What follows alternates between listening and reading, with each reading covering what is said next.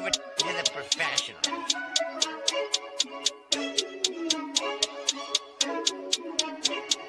Blessed by Bundy, blah, blah, blah.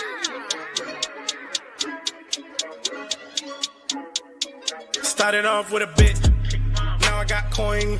I see where y'all going. Been poppin' since Web 1, hella hopes on Web 2. I was living a dream, now I'm on Web 3. And it is what it seems, topping the pyramid schemes, I'm telling you. I'll sell you a percentage on Nebula. Shout out to Vince, yo, set it up. Surfing on the web and I'm shooting at 3. I've been goated when I got my G. I'm an alien boy from a different planet, yeah. So I got my drink, I'm riding in the 1920s Model T Ford. Car era lore. Call me Levi playing on the keys, boy. And I'm about to put my gloves on. If I said it, then I meant that. Yeah, I like that one, I'm about to get that. Crash that whip for the drumsticks, whiplash. I'm about to get them all. Are you with that? In a white boat, surrounded by blue. I want one, but I got a cop too. I wanna fly high in the sky, arms out wide, trying to soar from a bird's eye view.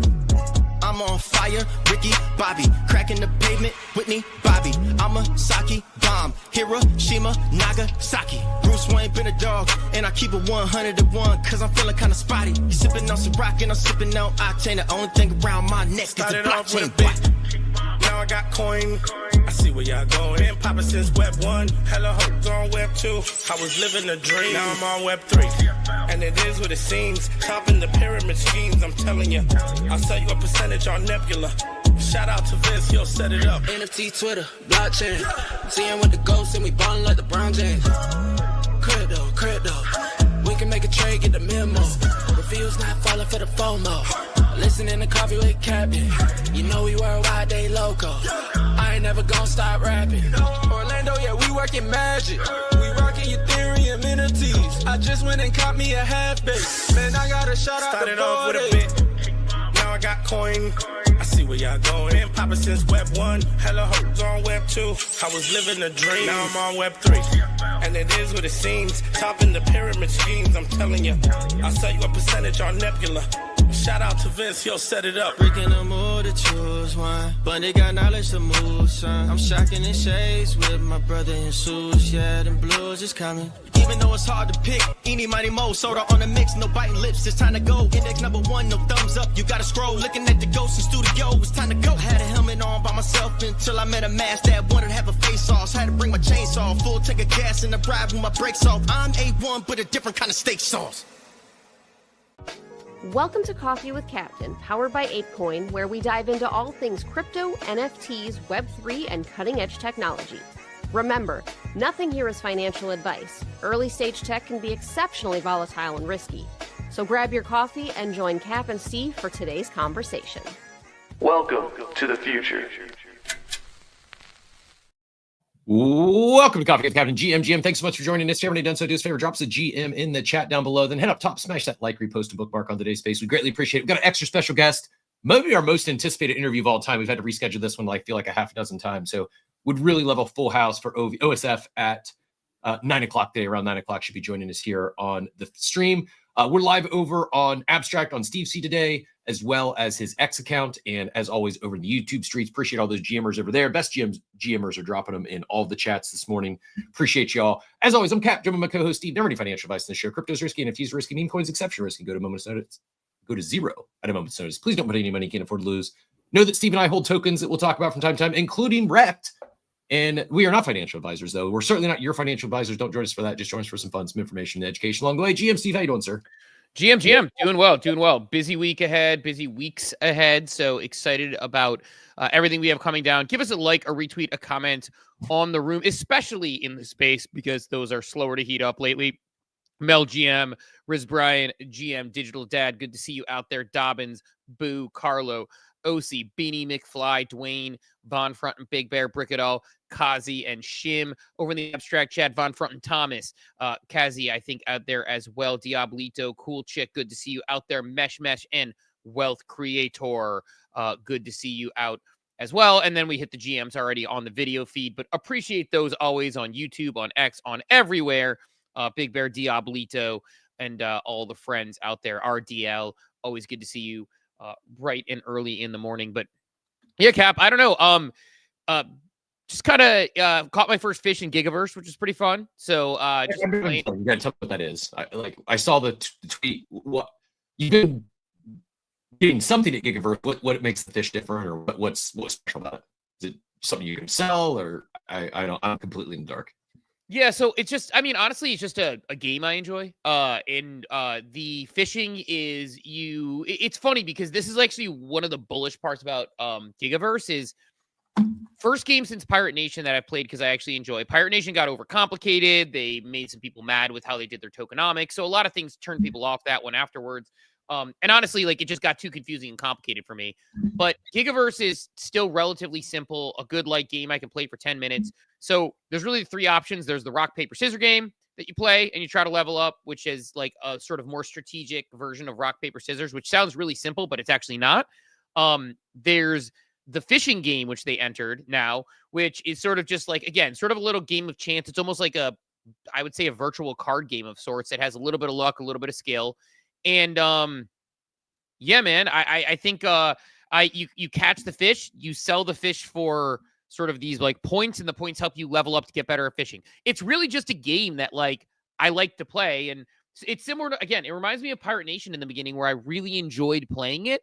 And it's not for everybody, but for me, it's like this sort of like daily thing I can do that lets my brain maybe it's sort of as you get older, you're supposed to keep your brain sharp by, doing things. And I don't have that problem because I'm doing long form writing and all sorts of things like that. But like, it's one of those things that lets you do it's sort of a brain teaser I can do every day for 5-7 minutes when I'm procrastinating between things. And the fishing is fun. So it's just a new dynamic they added. And, these fish that I caught, these particular ones, I believe are either soulbound or not technically worth anything. So I think they're collectible. So who knows if they'll be worth something down the line or help with points or something. But yeah, it's been pretty fun. I did hit my season 1 wrapped up with Zed. So I haven't cashed out yet, but picked up about $500 USD equivalent in Zed for season 1 results. Got dropped another Nakamoto that's probably could sell for, $500 to $1,000. So we'll say about $1,000 on season 1. I don't know. I'm not enjoying it. It's just, it's fine. It's okay. What's different? Like, is it just very different? It's a completely different game. Completely different. It's like it's I kind of like it if they can sustain, it's cool. Like if I can be a digital horse owner and cash out $500 to $1,000 every few weeks, awesome. No complaints for me. And there is strategy and setting the augments. Like you basically, the horse is just auto race. So every horse that's in the racing stable, but there's only like around 4,000 horses that are ever going to race. So the racing pool is set. It's a static total number. And those horses, think of like Fortnite, they auto match with comparable skilled horses and they race twice a day. So you can make slight adjustments in terms of like which boosters you apply to a horse. And then the other decisions is like, do you let it keep racing? Is it going to win and gain more Zed, or is it going to lose its Zed? Because every race, the mechanics, actually, I will give them credit. We probably, I told them we'd have them on. I probably should have them on to actually do a proper update, because the mechanics are good. Like instead of like how it works, instead of you having to pay to enter a race pool, your horses in the racing pool have Zed in them. Like basically think of like staked Zed, and 10% of that staked Zed goes into the racing pot every race. And the winner wins, I don't know, say 60%, second place, 20%, third place, 10%. And the others lose. Like if you finish fourth, you lose just a little bit of Zed. If you finish last, you lose a lot of Zed. And that just rinse and repeats. Just does that you race twice. Then the strategic part though is then you retire them, send them to breeding. Like you can't breed racing after you retire, and just trying to breed a better horse. So like my bearishness, if I'm just keeping it real, is that I think they lost I said it on here earlier. I think like they were very pleased with the results on InfoFi with Kaido pre-launch of the second game. I think they've been better off to do it post, because there's just no, maybe my timeline, my algo is got me out of that world. I just don't see anyone talking about it on the timeline. I don't see anyone talking about it. I don't see anyone like enjoying it. And then like like my aha or my, I'm trying to see if I can find it so I can give you the updated number when they posted the season ended, right? Like this season ended, new season, like the announcement in the Discord, which it ended last night. Not even exaggeration. There was like 8 emojis on it. That is a bad signal to me. That's very bearish. If you're home Discord, you have a pretty like end of season 1, season 2 starting, pretty big announcement. Everyone should be paying attention to. And I'm exaggerating a little bit, but I don't know if like, if there was 4 emojis or 5 emojis on the bottom, I don't think a single one of them had more than 10. And that's just like, where are your people? Like I'm not in there liking every. I can't tell you last time I liked a Discord announcement from one of the brands here, but I don't know. I'd love to see them sustain. I just don't know how they do it if they don't capture new players. So I guess like it's a game where I can invest, be a digital horse owner, and earn a profit off my stable. They brought that to life. Like it's real. It's just I don't know if it's exciting enough for most gamers. Like it's kind of like I enjoy the passive game. I don't know as if it just doesn't have nearly the momentum as we experienced the last go around. Am I making any sense at all? Yeah, I guess like it's interesting though, because if it's the momentum in the players and it's almost like it's interesting because it almost feels like, yo, thanks, teacher. Bear with us. We'll be right back. Oh, do we not have sound? All right. Yeah, we're back now. We're back. I didn't hear you though. Yeah, but okay, got it. You were roboting a little bit for me during that thing, and I wasn't sure if it was you or me. You know what? I know we both said we were going to hardwire fiber to our computers. I've not done that yet. I won't throw you under the bus and say you haven't. My Wi-Fi looks fine on the StreamYard stream. I did see a little bit ago, it was showing like one Wi-Fi bar. That's gone now. It looks fine, but I don't know if that was on my end or your end. But yeah, it might just be on the StreamYard end. It could just be on the connecting. Cause yeah, I see, but either way, we'll see. I got to figure out, I was actually looking up what it would cost to have someone come out and add a wired connection to my office, because again, like for me, I would need to roll it through the house, down the stairs. Like it's completely not feasible for me to wire my connection down here. There was a time when my kids were much, much younger. Oh, thanks, Be Epic. There was a time when my kids were much, much younger that it did make sense. Like I did do that because I was playing like video games downstairs and I needed to do it. But now it's like everything works off Wi-Fi. I don't have anything wired. I may look to see what it costs to put one in my office, just because it's a problem that I don't want to deal with if the Wi-Fi gets sketchy at all, and I can move my other Wi-Fi booster back upstairs. But yeah, man, I don't know. Steve, we got a reminder. I saw shout out to Jeremy who dropped it earlier. I threw that up. That's me, by the way, putting that on screen. It's not Steve panhandling for his own tips. I'm panhandling for Steve's birthday tips. Birthday boy yesterday, belated birthday tips. Everyone like made it rain for me in the abstract chat yesterday. Teacher Katie already firing the tips over there. Be Epic. Appreciate you all. And yeah, if you plan to give Steve a birthday tip yesterday, don't forget to do that today over in the abstract streets.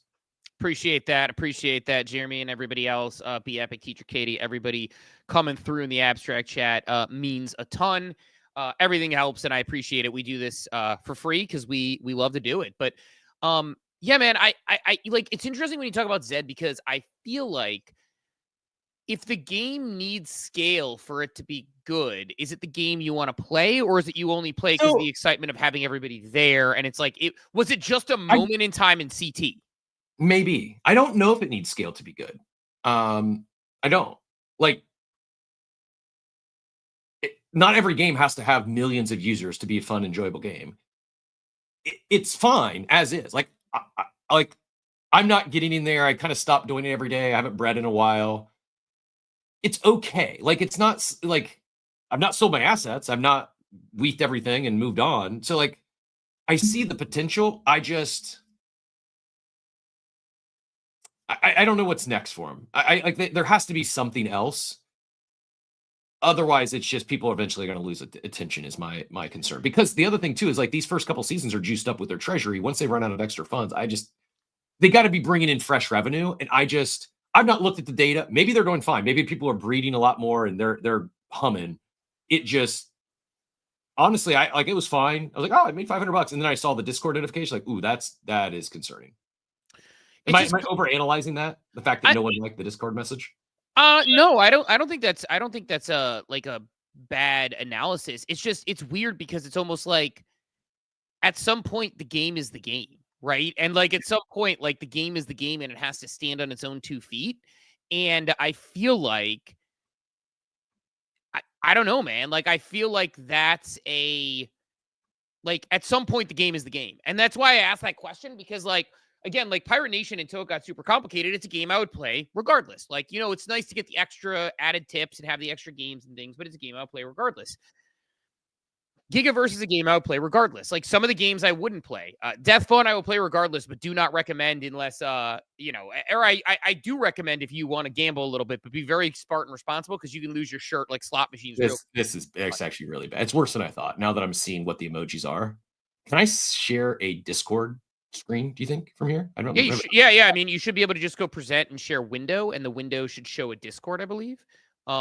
If you go to share screen, there should be a window option to share the Discord channel. So here's the laughing face, a different version of laughing face. I don't even know what this one is. That's the founder right there, the CEO. Another laughing face, 8 hearts. I don't know what Black Mike is. Just not great. So not only is it like the most one was 8, 8, 6, and 4 were all the different laughing guy. 8 people hearted it. That's just, I don't know.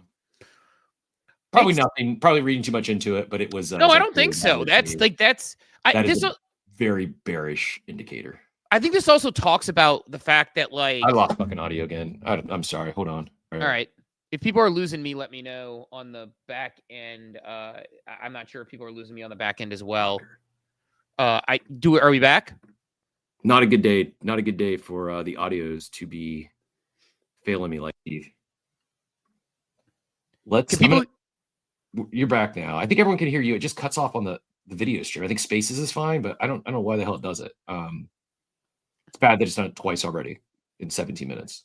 Not great. They say on YouTube I'm just fine, so I think power through, and if you gotta hit the reset button, and we'll the unplug and plug, and I'll just keep talking through it, and I'll power through whether they can hear me or not. But it's interesting because I do wonder how I don't know, man. I do wonder a little bit about this whole thing because it's like, how do you scale if you're Zed right now? Are we the only people? Like, and here's the other thing. I think we're probably the only people in all of crypto Twitter talking about Zed. That's a problem.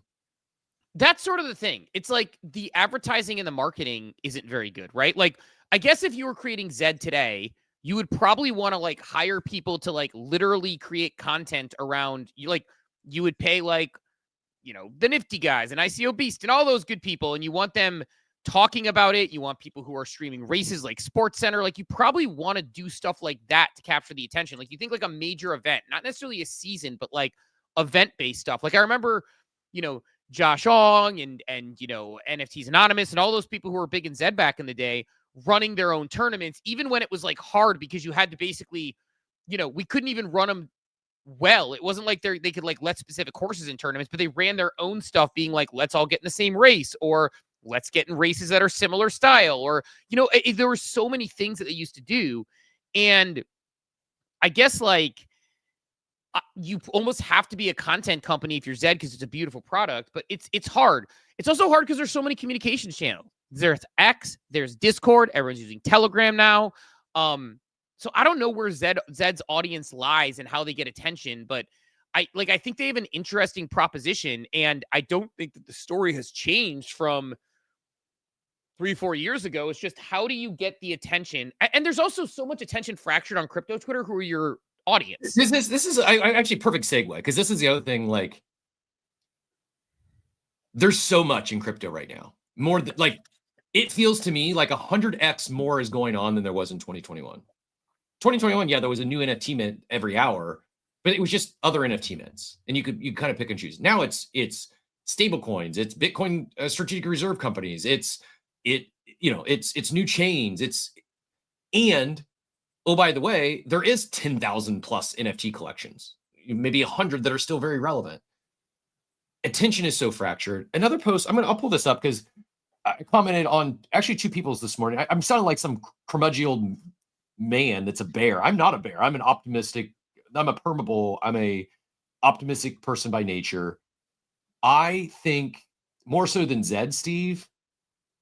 Let me just pull up Zier's post, because this is what kind of maybe it was a combination of seeing the Zed Discord, this post from Zier or Ear. Is it Zier? Zier. So he says, wild how, says just me, wild how Pudgy Penguins had an appearance on NASDAQ and the floor is only up 5% of the week. If this was 2021, the floor would have 3x overnight and Pingdu would be doing 2-3x the whole timeline, losing their minds. Tells you everything we know about where we're at in the market right now. Well, my response, my opinion, the only buyers are here already. May change in the future, but at the moment, hard to see anyone outside of NFTs jumping in right now. The ones that actually might, like the collectors that might like to be interested in this stuff, they got burnt last cycle and they're not going to touch them. And this kind of continued with Andrew. Andrew Fort had a post as well, talking about mass adoption, and says NFTs have increased crypto adoption more than most niches. Pudgy Penguins plus NASDAQ plus Walmart plus NASCAR. Klanos plus Media One plus 13 Collision Awards plus Webby Award for Best Trailer, Bored Ape Yacht Club plus Eminem plus Snoop Dogg, Doodles plus Pharrell plus Yachty plus Coy Leroy plus McDonald's, Suzuki plus Anime Coin or Anime.com. Say, yeah, increased adoption. I agree. In a crypto friendly way. Agreed. They're doing a great job onboarding those users into crypto.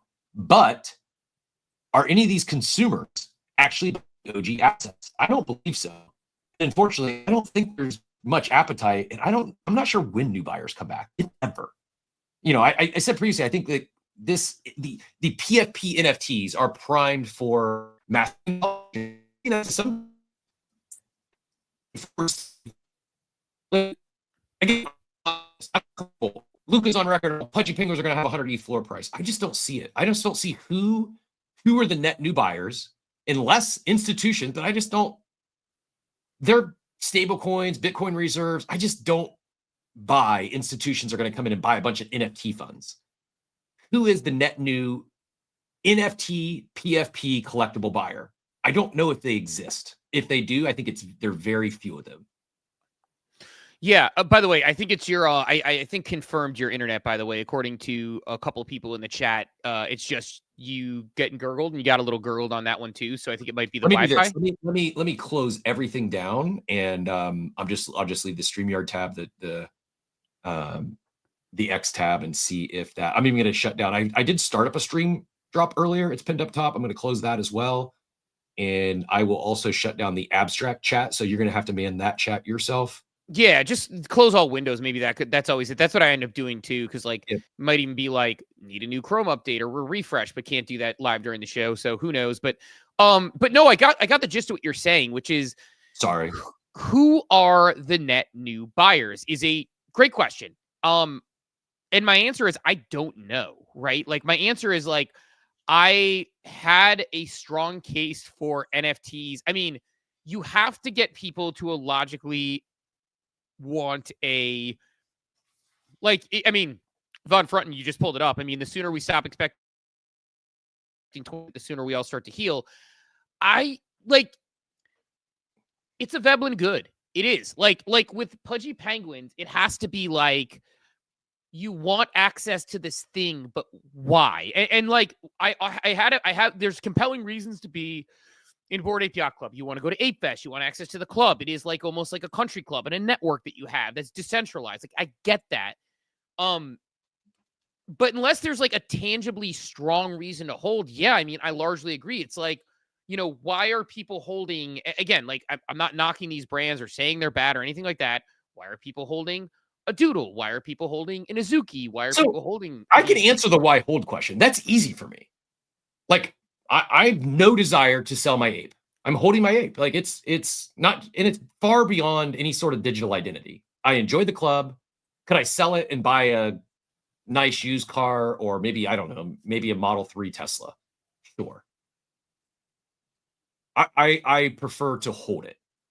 like the holding isn't a thing for me. Like some people, like I guess where it becomes a thing is if you're only holding that NFT to flip it. Right. That I think is just you're missing it this cycle. So why CryptoPunks? Why did CryptoPunks have the tip? They weren't necessarily the first, but they were one of the first, right? They were like the early first, maybe 10K PFP. Like why CryptoPunks seen as art that has no risk, but all these other ones that came after, it's like, what's the purpose of these things? Price don't go up. Like why CryptoPunks versus other ones? And I have thoughts, but I'm curious your take. I mean, I think, how do you mean that? Like, what do you mean by why CryptoPunks? Well, because if you like, I would say, let me put it this way. If you would buy a CryptoPunk saying this thing might be worth twice as much in 10 years, right? Like, but you wouldn't necessarily buy a Bored Ape thinking that. You wouldn't necessarily buy a Pudgy Penguin thinking that. So I would. But what I'm saying is, I don't think CryptoPunk, I don't think any person that's not here is coming to collect a piece of digital art as a Veblen good or a store value. I think CryptoPunks. You don't think CryptoPunks? No, not people that aren't here. The only people that are doing that are the people that are already here. I don't think there's like, go find me one new net buyer who just got into collecting digital art in 2025. I'm not even I don't know a single person. Like the people who are buying CryptoPunks are the people that are already buying NFTs and they're rotating, or maybe they hit a big win on meme coins since that's an aspirational goal. I think the same thing holds for Bored Apes. I think the same thing holds for Pudgies, and people that are here will continue to buy these assets. What I'm saying is I just don't think there's anyone that's not here already. There's a lot of Veblen goods in this world. There's a lot of other investment opportunities in this world. Like, what can the CryptoPunks floor price go from 100K to 200K in the next 5 years? Absolutely. Same thing with the Bored Ape Yacht Club. Like all these, but I'm just saying, like in the next 6 months. Yeah, unless there's some announcement or something that's going to cause a rotation from people who are already in this space to go buy that said asset. I don't think there's anything that any of these crypto companies could announce that's going to get people who aren't already in NFTs to start collecting NFTs. So I disagree on the CryptoPunks only because, I mean, they had a display of CryptoPunks at the Toledo Museum of Art. Like, I think they've crossed. Pog in the chat, we've onboarded hundreds of non-new crypto users in the last 3 months. I agree. And we saw it with, I want to bifurcate the two things here. I'm not saying NFTs are dead. I'm saying NFT PFPs as Veblen goods, they're not dead.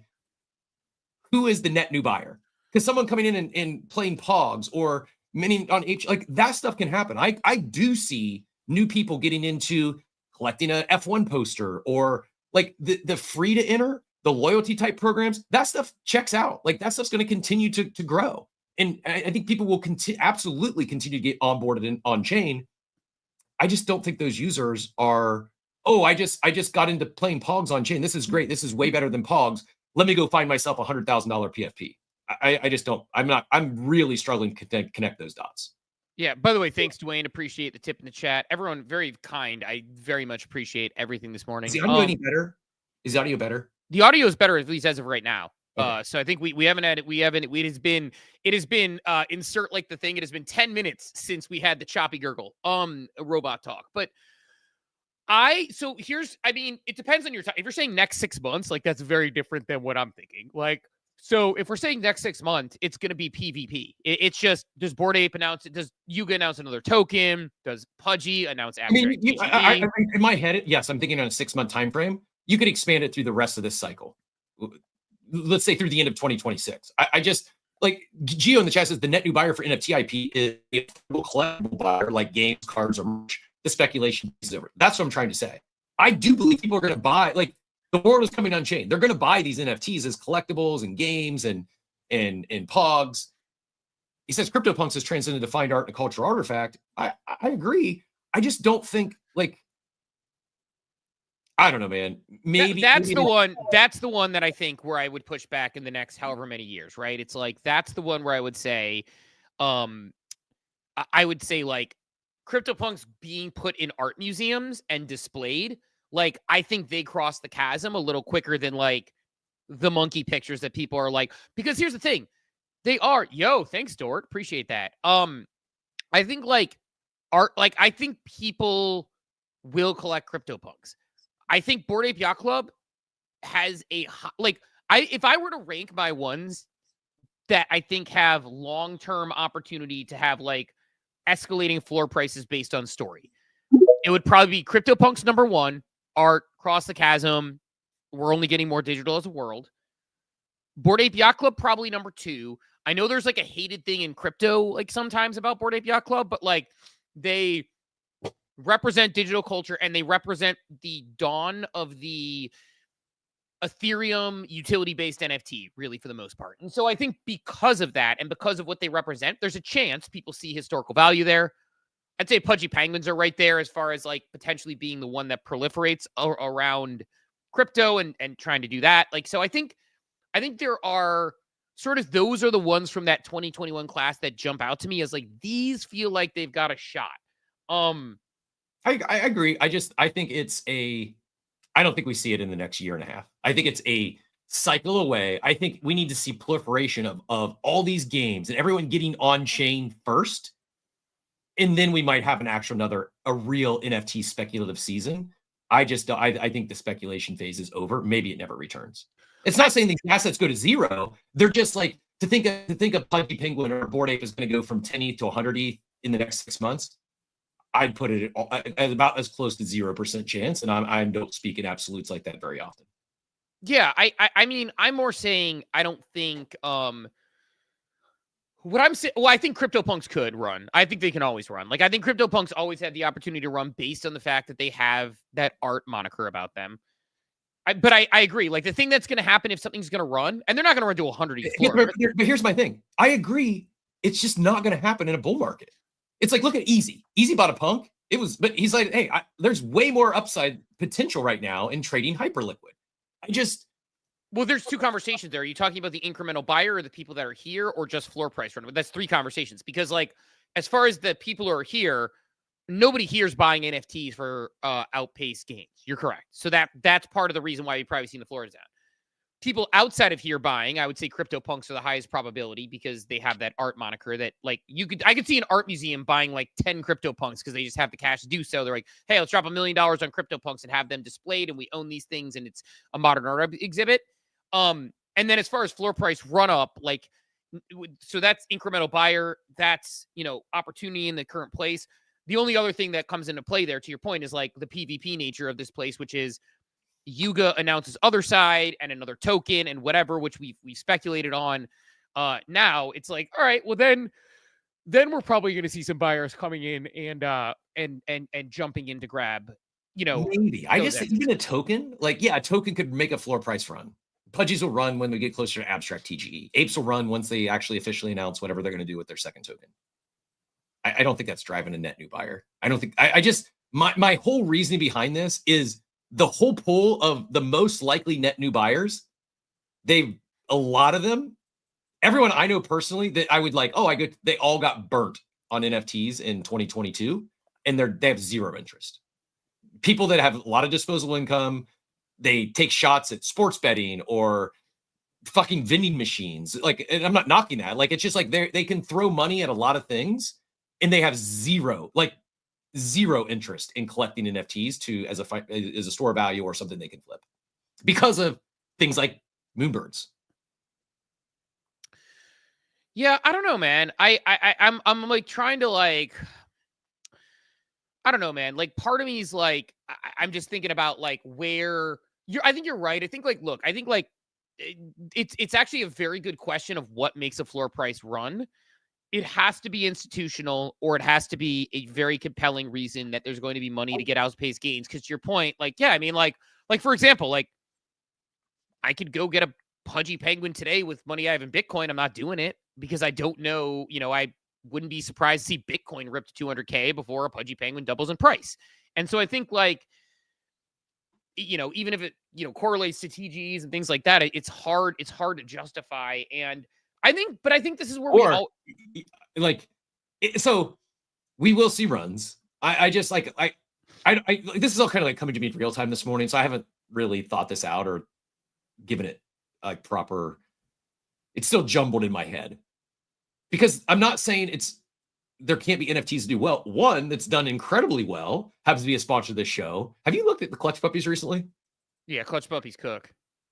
so we like we'll share this on the show. Like we as a like obviously Steve holds tokens, I hold tokens, we both hold NFTs. As our business, Coffee with Captain LLC, Steve and I, we're the two partners. We hold 3 NFTs. One is a Fluffle. We minted a Fluffle in the Mega ETH mint.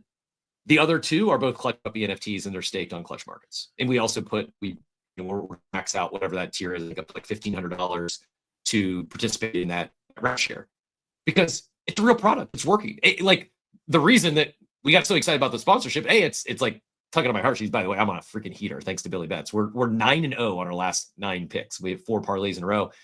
Make sure you retweet the space. One listener who reposted is going to get to cash out yesterday's parlay. Retweet. You're going to get cash. We're throwing in parlays on Clutch Markets, and we're giving away the winnings. And Cap is on a heater, so retweet the space if you haven't already. But go ahead, Cap. Really digression here, but had a good chat with Bunchy yesterday as well, and I'm probably rotating, like, trying to think, like, this isn't like, I'm not trying to create FOMO. I'm not like, invest in what you enjoy and what you like. I'm close to, I'm not going to full port, but I'm close to making a material move into Clutch Puppies, Billy token, and actually start, like, I don't really sports bet. I like, my world is best ball, DFS, etc. I'm more of a player takes kind of guy, and I feel that's where my best edge is. But I've been running so freaking pure with Billy, and I believe in what it's doing, and it's just like, it's sharp. Like, I thought AI was at this point was just an aggregator. Like when I started using ChatGPT for my DFS lines, I thought it was just going to go out, search the internet, and basically give me the average of what all the talking heads are saying. Not an exaggeration. I do this every day. It's part of my daily process. More than 50% of the time, one of its either its top play or one of its top 3 plays is someone that no one else is talking about on the internet. Like, and it ends up crushing. Like it's kind of mind blowing. I've already come to the point. Maybe it's just a small sample size. Maybe it's not this good. I genuinely believe ChatGPT, the Billy Betts terminal, this AI, like the dashboard on Billy Betts now, like the insights it gives you is as good or better than any paid product I've ever used. I've spent thousands of dollars on these paid products in DFS, and there's a lot of really good information out there, really a lot of really good analysts. AI has already surpassed it to the point where it's not just a good aggregator, it's giving new insights, new player takes you can't find anywhere else. And I didn't realize it's you talk about, it's going to create novel science, novel medicine some days, which is obviously much more powerful and important than novel player takes or novel sports betting takes.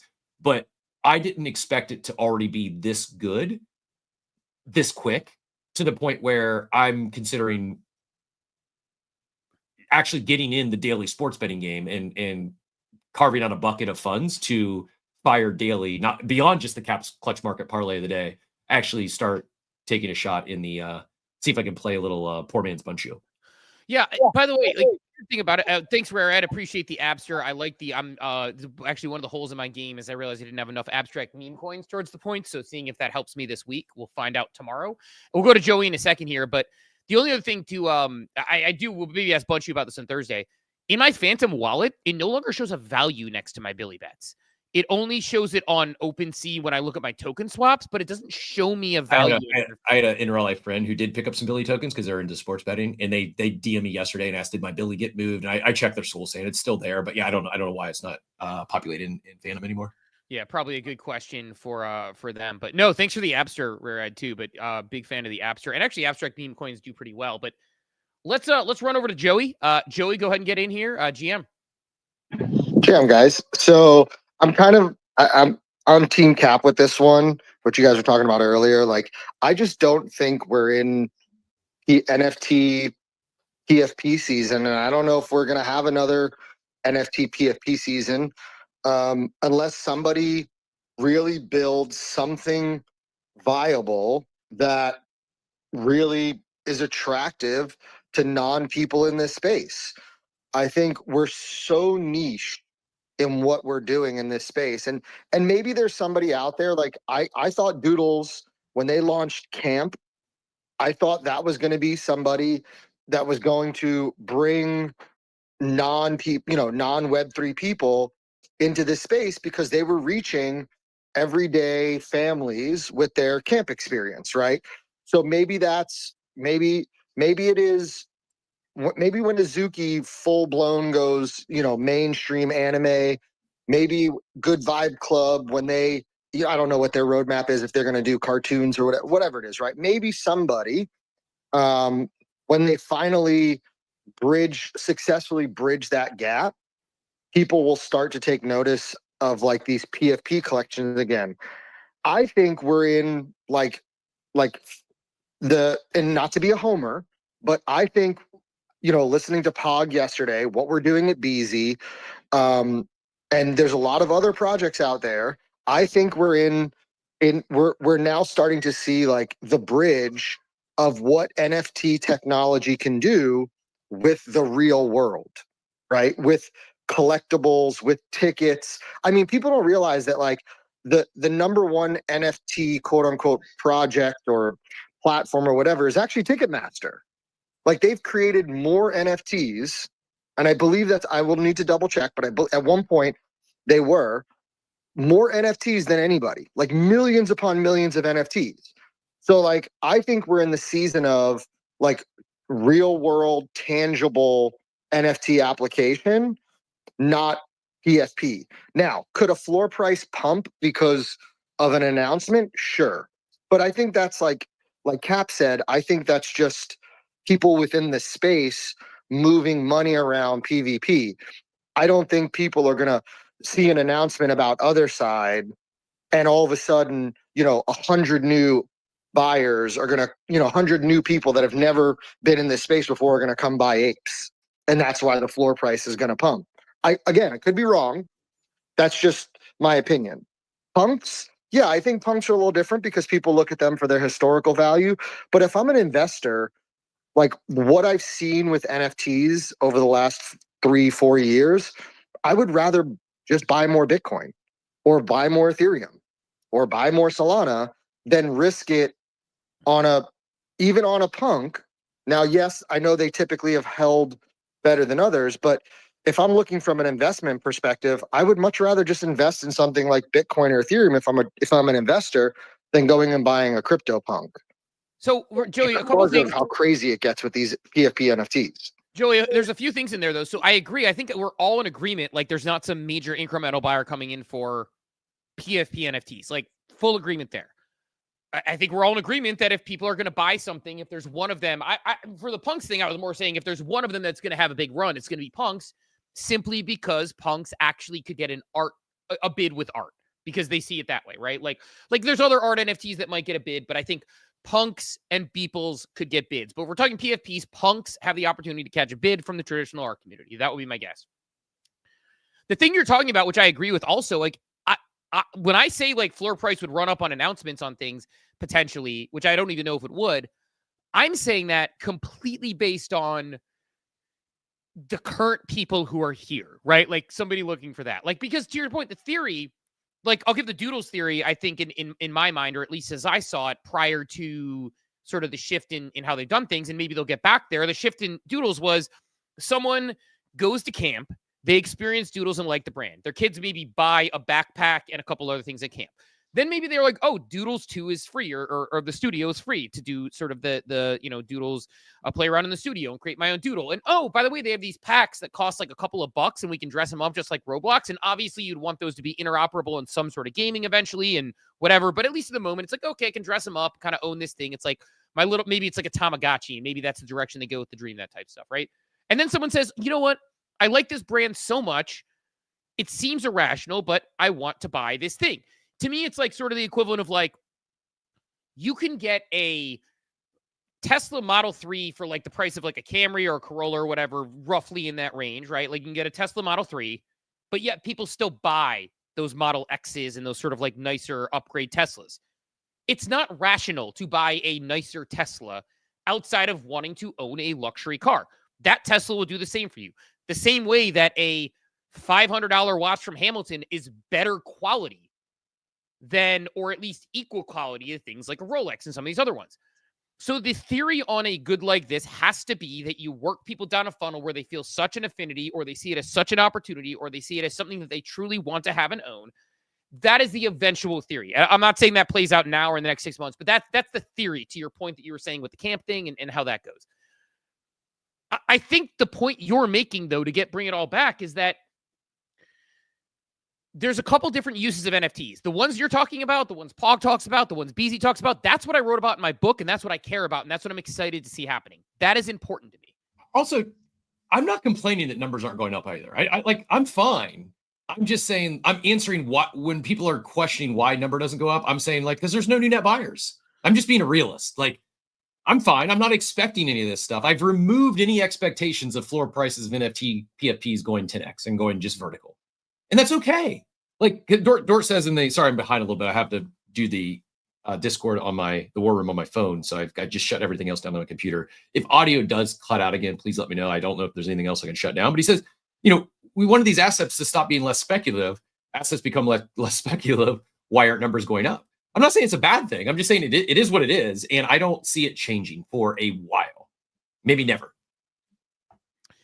I guess, like, the thing that it comes down to at its core, and this is in this space or otherwise, is the thing that you get from owning that asset has to outweigh the value of not owning it to you. And to this space, it has to be FOMO, right?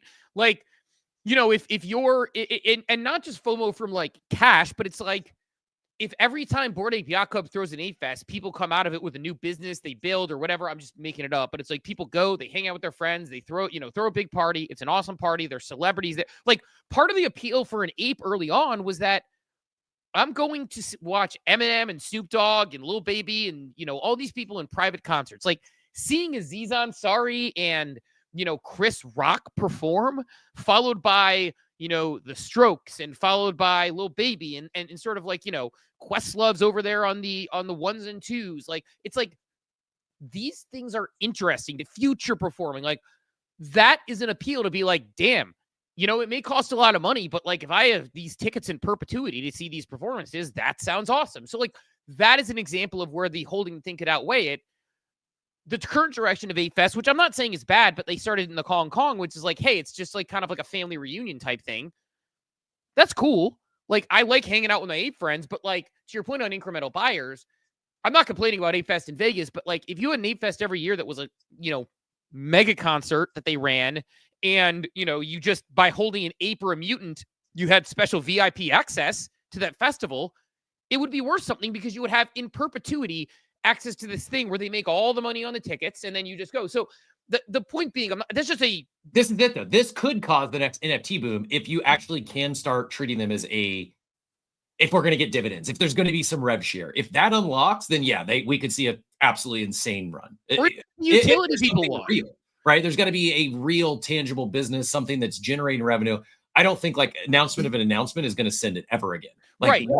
That's done. But there is still that potential upside. I don't see it. It's not going to come just because Pudgy Penguins rang the bell at it. Like, that's cool, but it's just not. No one's going to rush out and buy Pudgy. They might buy some Pingu, but they're not going to rush out and drop 25 grand just because. If they're not already here, people that are already, like, X copy, a couple huge X copy sales overnight, like a 30 ETH on a 44 ETH one. There's also like a double-digit ETH sale on a Final Bossu. That stuff will continue to happen. Like, NFT mints can be healthy. Like, you might mint something for 0.069 and sell it for 11 ETH, whether it's Good Vibes Club or Final Bossu. My take is the person buying that for 11 ETH is here. They are an NFT believer. It's not someone who is a huge fan of maybe. I mean, if there's been an exception to this, it probably would be Good Vibes Club because they have some huge fan of toast in their real business. And they're like, oh, I want to own this asset that these guys are building. But I'm going to guess even all the Good Vibes Club sales that were above floor are all people that are here in NFTs. I just don't think there's a nominal new buyer today, and it's going to be a while before that changes. Yeah, and I agree, and I'll throw it right back to Joey, but, like, my point more being on, like, I totally agree with that. Like, as far as the moment is, like I said, the net new buyer to me, if I had to pick one, is CryptoPunks for the art. My point being, like, one thing, again, I'll just say it one more time as the example, like, because I thought Bored Ape Yacht Club could go this direction after going to the first couple 8 Fests, and they went a different direction. maybe they don't have the connections anymore. Maybe they don't have the desire to spend. Maybe the revenue's not there anymore. But it's like when I saw the idea of Ape Fest being a festival, and I saw the idea of having, you have a festival where, I don't know how many people attend Bonnaroo, but it's like, there's only so many people who hold unique apes, so many people who hold unique mutants. The idea that you could potentially have special access as an ape and special access, it's a little bit of downgraded as a mutant. The idea that you could potentially get that ticket as an NFT and sell it to someone, meaning maybe it's $1,000 ticket if you're an ape, or Dave Portnoy's running like a pizza fest where his VIP chef's table is a couple $1,000 and his, all in is like, $600-700. It's like, if like a mutant ticket goes for like $700 every single year to that festival, if an ape ticket goes for $1,200 every single year to that festival for everything you get, and those things are like the sort of loss leader they use to cover, and everybody else is a goer, it's like, it's also not a security. Like you could give away there's 400,000 people go to Lollapalooza every year. Imagine if they took 20,000 of those, 30,000 of those tickets, and they went to 10,000 went to ape hoarders. The other 20,000 went to mutant hoarders. They could go if they wanted. They could sell those tickets if they wanted. But yeah, like it's not going to be something where you're going to sell whatever the utility is for tens of thousands of dollars. But if you knew every year you had a $300 to $1,000 ticket coming that you could keep and go or sell, now all of a sudden it's like, oh, this makes sense. I think we'll see more of that. I think we probably would have already seen some of that had like the current regulatory environment been what it is in 2021 today. But I still don't know that net new buyer is not buying because of like pure speculation. They're buying because they want the utility. Right. That's my point. The usage and the thing, it's now real where it's like the reason you buy something, I buy a bike to go ride outside because the opportunity to buy a $500 bike or whatever it costs and the exercise and the joy I'll get and riding through the woods, like that is worth more to me than not having the bike. And therefore I get the utility out of it. Like it's this obvious thing. It's funny because I feel like we're like it took us 4 years to get to the point where the book that I wrote goes. And I know it's only been like a year and a half since the book came out, but like, this is the direction of where we're going and why we think it makes sense is like, and it's the direction I thought. Again, Bored Apes are going to go, like Pudgy penguins. I don't know. Like if you ask Luca Nets, like why should someone spend $25,000 on a penguin? The answer can't be because you expect it to be $100,000 tomorrow. Like it has to be because you're going to get this thing that you really want to get access to, or somebody else is going to want access to it, so they'll buy it from you. Or we're going to give you, to your point, the dividend of like you go to an Ape Fest and the Ape Fest has the biggest acts and 100,000 people go to Ape Fest and they make money off that 75,000, the other 25,000 between the apes and the mutants. Like those people, they get a special package that they can either have or sell. You cannot buy it. It's sort of the idea of like, you cannot buy it, you only get it. It's the idea of like a VFriend where it's like, if VCon became a major festival, I know that they're going other directions or building the IP before they redo that, but it's like, if Doodles had a theme park, if VCon became a major festival, and the tickets to that were worthwhile, well, then people would want to buy those things to get that continual thing and go to it, or they would get it to get it and be a secondary seller, or they would sell it to someone else who wants it. So, Joey, I know you put your hand back up. Curious your take on any of this. Go ahead and get back in here. No, I think this is a great conversation. And I think what I love about this show is we have so many conversations about like, if founders were, if you have not founded an NFT project yet or a business in Web3 and you come to Coffee with Captain, you listen to these conversations, these are like directly from your consumers. And I think there's a lot of great conversations around like what new, here's the problem. These older projects from 2021 and 2022, it's really difficult. And I've said this before, I think the lifetime membership for buying something for 0.05 is extremely broken. And I know that's a really hot take, and I'm sure people are going to give me shit for it.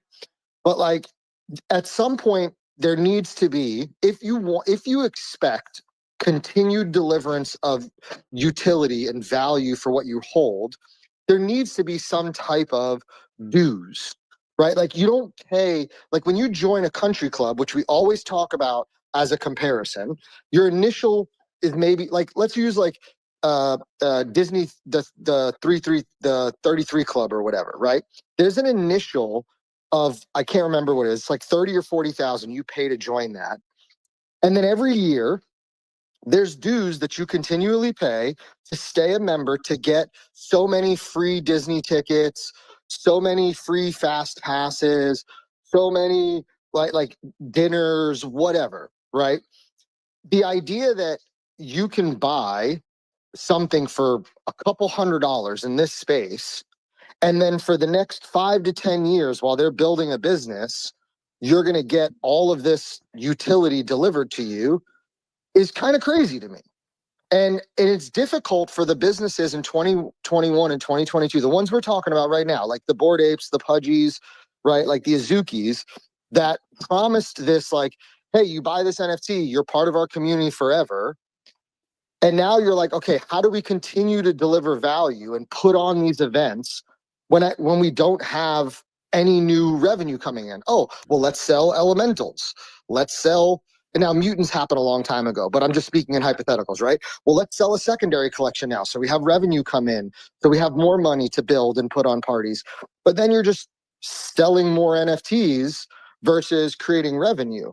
So like these new businesses that are coming into this space, if you don't want to be in this situation, I think we need to rethink this model of like, I buy an NFT for a couple $100s and I get everything for free forever. And it's hard for me to look at like, I love Pudgies. I love the community. I hold Pengu. I have a little Pudgy. I participated on Abstract. But like, as somebody who's in this space, I have zero aspirations to ever spend the money to own a big Pudgy, because I don't understand how I'm going to get whatever it's at, $25,000 in value out of it. I mean, the take would be you make it back in Abstract TG. That's the only. I hear you. Why my desire to own a big Pudgy is greater than 0 is because it would be a good multiplier on my Abstract points. I'm already in the top 5%. I'm not a big whale like Steve, but they have other real financial utility tied into them right now. Now, will it be a 1-for-1? Probably not. But like I can see that for the people that are here, but I don't see someone who's not already in NFTs. Oh, let me go buy a big Pudgy because this next TG is coming. And I might like I don't that math ain't mathing to me. Steve, real quick reset. I know we got. Go ahead. I'm gonna say I lost the Wi-Fi, and I heard what you were saying, and I agree with you. I think that's where, like, outside of, to your point, Cap, outside of like buying something because of an upcoming TGE. Right? Like if I had the money to buy a big Pudgy so I could get a bigger allocation of Abstract token, right? I would have to then weigh the upside of, okay, do I buy it at 9 ETH? What could I sell it for after, whatever. But that's not really a net new buyer, even for me as a net new buyer, and I'm in the space. So I just think that that's the biggest, and until these projects have a consistent, can develop like a really consistent stream of revenue that allows them to continue to deliver back to their holders. And I don't know if we'll ever see like we commented in the war room about that Jesse Pollock comment where he said the next Nike is going to be community funded, community built, and community run or something like that. Like, I don't know how that's going to be possible with what we're seeing in the space right now. Maybe it is in the future, but like, how do you give rev share when there isn't revenue? How do you make that NFT desirable to quote unquote investors when there's no what is the investment? Yeah, it's just it comes down to, Cap. I know we got to do our update here to get that in for the market update, but yeah, I mean it comes down to you need to offer something people want. I mean, this seems obvious. It's just we lived on speculation and announcements of announcements for years. Like I like this is the entire premise of my first article on expanding curiosity, is that we over financialize things to the point where delivering utility was seen as bearish. That's not how the space grows. It's not how you get incremental buyers. You need to offer something that is worth more to someone. And in this space, that might be finance, but in other things, it can be access. It can be opportunities, but that needs to be a thing. And you gave the Disney example because you get something. Country clubs, you're going to go to golf. When you don't know what you're getting and it's like, hold it, trust me, bro, people aren't as interested in holding that asset anymore. Cap, let's go ahead and do our daily market update from the ApeCoin, our ApeCoin daily market update, and then we'll hopefully get Ovi on here shortly after that. The daily market update straight to your brain. Powered by ApeCoin, no hype, just gains. Moving on 8chain, we bringing the heat. NFTs, fence alpha, never miss a beat. 8chain on top, now we bringing the flex. The home of NFTs, these now what's next? Come on, my head top, but you want the time to chop pump for one time. It is time for the daily market update powered by ApeCoin, the home of NFTs. ApeChain has it all, bringing culture, fun, and community to the blockchain. Dive in and see why ApeChain is on top. Cap, go ahead and give us our daily market update, then we will flip over and talk a little bit of Rekt. Green day on the ceasefire that has been unceased. Bitcoin leading the way, up 4% to 105,249. ETH up 7% to 2409. XRP up 9% to $2.18. My mom is happy today. Solana up 8%, 144. Doge up 7%, and Cardano also up 8%. I'm going to skip over the runes, but congratulations to the rune enjoyers as well. Looking at NFT land, as we've been talking about this morning, you'll see just looking at the leaders here in volume, you know that OpenSea voyages are back on. We have DX Terminal, Genesis, and Larva Labs leading the way in volume. All of them up big green days in substantial volume. Pudgy's did, as we mentioned earlier, that 4%, 5% lift on the bringing the NASDAQ bell. Pudgy's at 9.28. Little Pudgy's also had a day back up over 1 at 1.0665. Mutant Apes up 1% to 1.84. Opepin flat after a little run up, 0.24. Bored Apes flat at 11.25. The Gentleman looks like a base collection, not familiar. Did 33 ETH in volume, 3,000 sales. Maybe an OpenSea farm, I'm not sure, but it's up 20% on the day. Milady's up 6% to 2.12. And that is our daily market update brought to you by ApeChain. ApeChain on top. Back to you, Steve. Right on. Well, look, let's welcome on a very, very, very special guest. We've been very excited for this one for quite some time. You and I mean, look, I wrote an entire best-selling book on the fact that we need to have real businesses and real brands coming into the space. And look, we have one. So going to go ahead and bring OSF onto stage. First of all, OSF, thanks for joining us. We appreciate you've been maybe the busiest man in Web3 lately. I'd love for you to start, for maybe people who aren't familiar with you as a person in the space, to give your background a little bit and how you got to where we are today. Yeah, good question. Thanks a lot for having me, guys. I know we've been back and forth quite a lot in the last few weeks, so it's good to finally be on. So, my background, I started my career as a trader in an investment bank. I did that for about 10 years. I got into crypto in 2021. Started by buying Bitcoin, bought ETH, got stuck into NFTs like many people, and then I started creating art. Which was kind of random, but I used to do that when I was a teenager, like well before the crypto and NFT era. And yeah, that's when I kind of made Rekt Guy, and we had that community for a while, for 2 years, and we just felt like the word Rekt was something that lots of people can identify with or resonate with, and something that had potential as a brand. So decided to go down the CPG path, which is kind of random. Maybe we can talk more about that in the show, but we ended up manufacturing drinks, which we started about 2 years ago, I think is when we started that journey. And yeah, that's kind of brought us to where we are now, just selling drinks, I guess. Yeah, it's a go ahead, chap. I was just, real quick on the art front. You mentioned you started doing art as a teenager. Was it glitch art then? Was glitch art new when you entered crypto? Can you mind expand on the art background a little bit? Yeah, absolutely. It's a good question. So I've drawn and painted pretty much my whole life, and it's something that my family has kind of always done. So I've always been artistic, and when I was a teenager, it's when I sort of around the time I kind of discovered the internet and that kind of stuff, I used to make a lot of digital art, but it wasn't animated. Visually, it looked not too dissimilar to what it looks now, but it wasn't animated. And back then,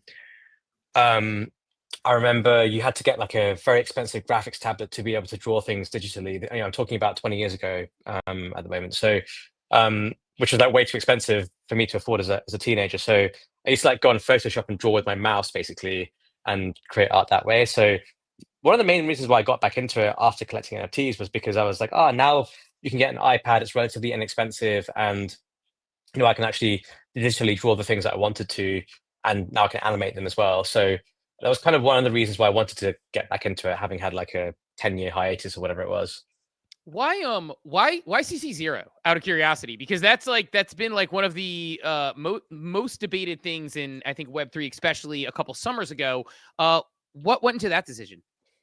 Yeah, I think when I started out making NFTs and stuff, I never really had an expectation of it to do well or go mainstream or whatever. So for me, it was more like I liked CC0 because it allowed lots of people to enjoy it. And the other thing is, I think you kind of want as many derivatives as possible of your artwork or whatever you're doing, because I think it makes the original more valuable. Like Rolex don't go out there and stop all the fake Rolexes, right? They probably encourage it. I mean, they're probably making the fake ones themselves. Who knows? But well, I guess it wouldn't be fake then. That's where they make their margin. They make their margins on like they sell the cheap ones behind the scenes, and they make this great margin on it. And then the Rolex they actually make nice. It makes sense. Yeah, exactly. So for me, it's like, we shouldn't really. It's one thing to have derivatives. It's another thing to go out there and officially endorse them. And you don't have to officially endorse stuff if they're CC0. But if loads of people see different Rekt derivatives and Rekt Guys and Rekt art, I think that's free marketing for whatever you're doing, right? I think it's free advertising. So that's the way I view it. Now, like, as you expand as a business and stuff, and for Rekt, obviously we have like the IP and trademarks to Rekt as a brand for the drinks. That's a bit different because you want that value to actually exist and be valued by traditional companies in that era. But in the context of art, and also just to be honest with you, Web3, I think CC0 is very powerful, and I think it creates a very big community-led movement that you wouldn't otherwise have if it wasn't CC0. Yeah. Look, I mean, you talked about the drink, so I'd love to start to get into how you go from trader to CC0 art to beverages, which CPG is a pain to get started, especially, I mean, the beverage space is highly competitive. What makes you say, you know what, like, I think I can make beverages? Yeah, so we started with the art stuff, and then we had Rekt Guy, which was a free mint. And again, we had zero expectations, so there was zero roadmaps. And it just kind of went viral. I don't know why or how, but I guess it was during the bear market, and it was something that lots of people could relate to. So over the next 2 years, we had such a strong community. It felt like there was something else that we could do beyond just an internet meme and beyond just a Discord. There was obviously some potential there. So we really liked the idea of Rekt as a brand. Like the Rekt logo was very powerful. I think people were like, this is cool. We had a couple of very small Rekt merch sales that sold out very fast. So the idea was like, okay, let's make Rekt a brand. Now, brand is a very broad term. It can be any product, really. And we thought about what to do. Clothing seems to be the obvious thing to think of to begin with. But the problem with clothing is people have different tastes. Some people wear hats, some people don't. Some people wear hoodies, some people don't.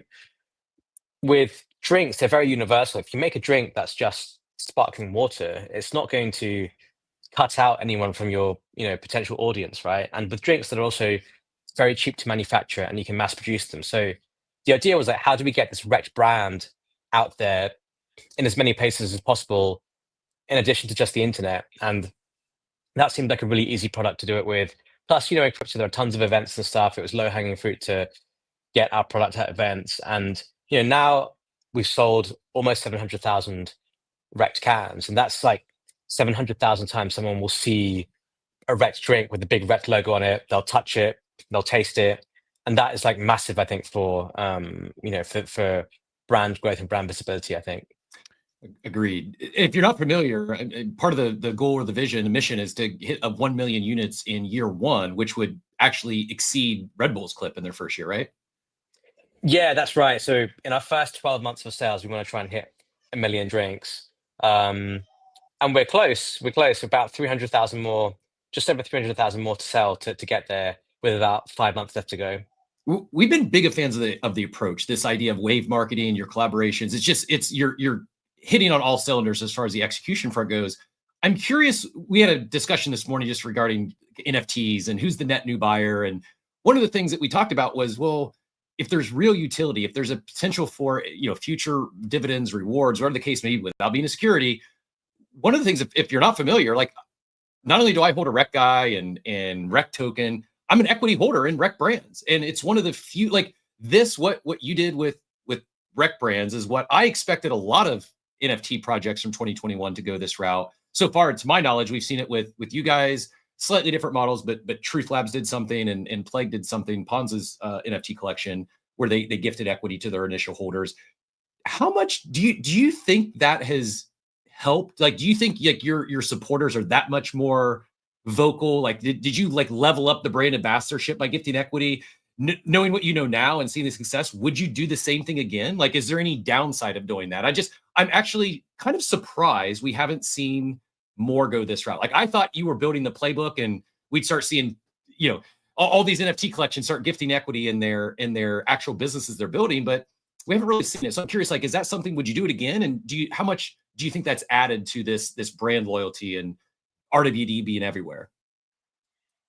Honestly, I think it's massive. It was, when we were doing it, it was a very long process because we didn't really know how to do it. And obviously you can imagine there are a lot of legal considerations to be made. We ended up doing it in the US under an SEC exemption with an SEC registered dealer broker. Everyone was KYC, so it was done very by the book. But there were times in that process, which took us about 7 or 8 months, I think, from start to finish. There were times in that process where I was like, man, why are we doing this? Why did I promise this? It's so difficult to do. Once we figure out the legal stuff, we have to then figure out the tech stuff. And it was really painful to do. And there were times when I was like, why, we shouldn't have done this. Like, why am I doing this?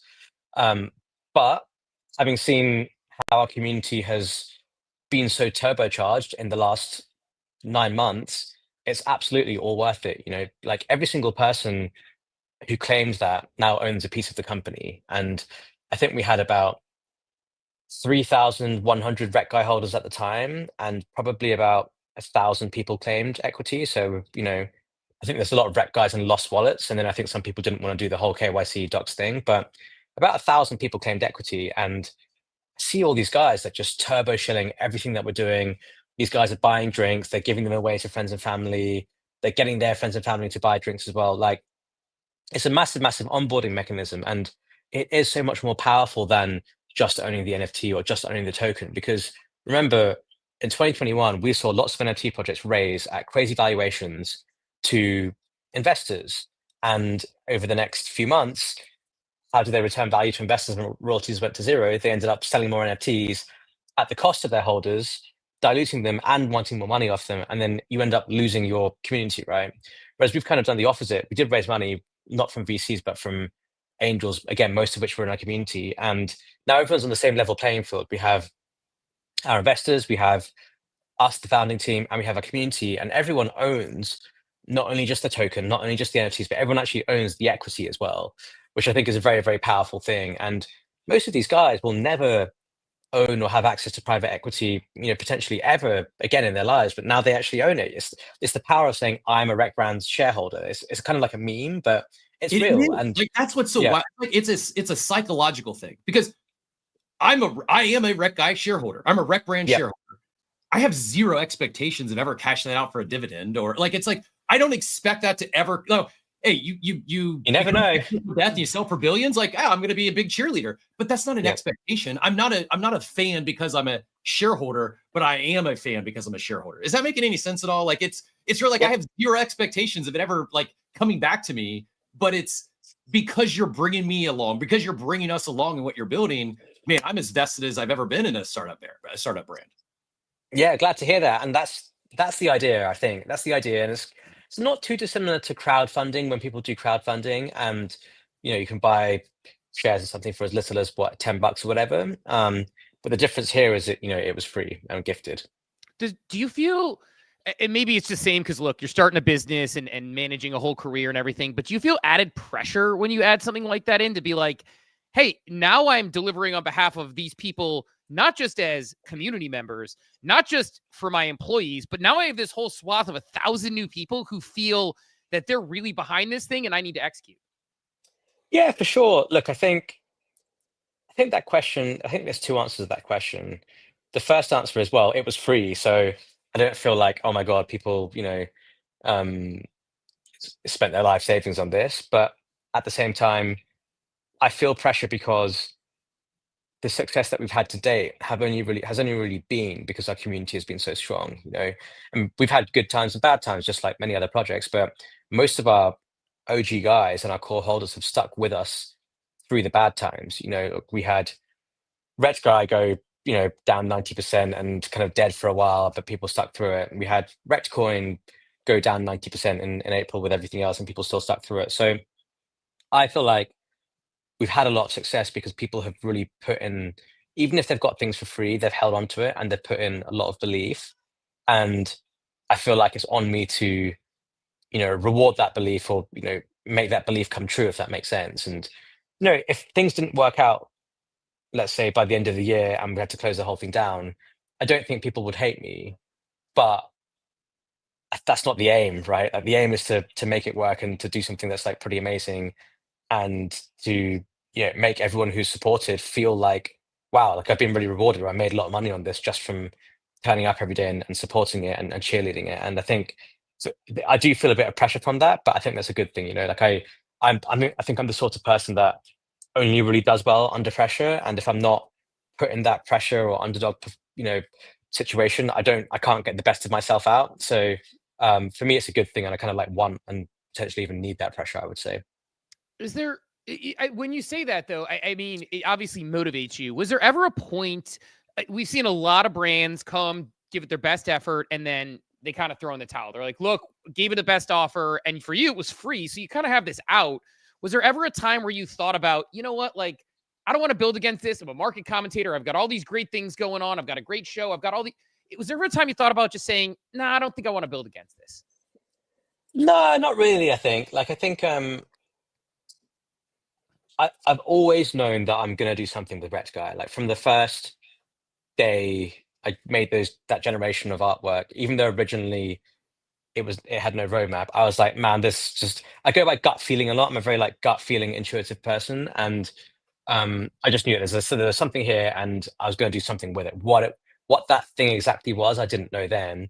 And that hasn't always been clear to me over the last 3 or 4 years. So there have been times when it's been quiet and, we haven't had like a clear roadmap or a clear direction, but it was never my thought that, okay, I'm just going to leave this and do something else. Like it was always like, okay, like I spent a lot last year or the year before trading a lot and, trading meme coins and all that kind of stuff. And, I was doing really well, but it was always my intention to come back to Rekt and be like, hey, this is sort of like the final challenge. Like, let's actually go out there and make this thing good. And it's just been a case of finding what the right direction is. And feel like over the last 2 years, we've found that, we've developed that over time. And it's not like, I woke up one day and said, let's do drinks, and now we're here. Like it's that has built up over time. But now I really do feel like this is the right direction we're headed in. And it's gone from being like, okay, I'm not going to give up. I'm going to do something with it. I just don't know what, to, okay, we found the thing.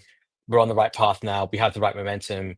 And that's why I've started to become a bit more vocal about it as well. I've never really been that vocal about it, but I think, and I'm fine with being vocal, but I think you need to have some substance and momentum to back it up. And I only feel like we've achieved that really in the last few months.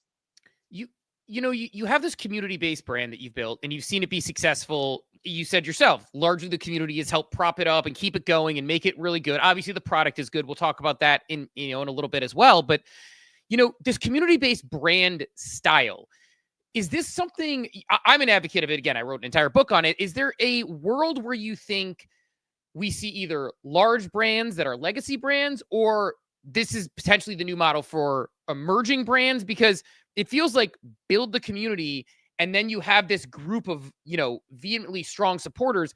Do you think this is a replicatable thing, or do you think these are anomalies that we see coming out of Web3? I think it's replicable, but it takes time to replicate. And we have this whole brand coin stuff that we're pushing as well, which I think is, a very related subject to this. But I think if Coca-Cola or Pepsi tried to do this now, tried to make a token and tried to make a brand coin, it wouldn't do very well. In my opinion, it wouldn't do very well, because I think the idea of it is like being a challenger brand. It's about being an underdog. It's about being, trying to fight the big guys, right? Like we've seen so many times legacy brands or companies try to enter Web3 and fail miserably because it just feels like a cash grab. These companies are worth like hundreds of billions of dollars of market cap. They have no need to come into the space. The only reason they would do it is because they were cash grabbing, or they're working with some agency who is also cash grabbing. So there is a moat. There is a moat where I don't think big brands can do this, or I don't think they can do it very well.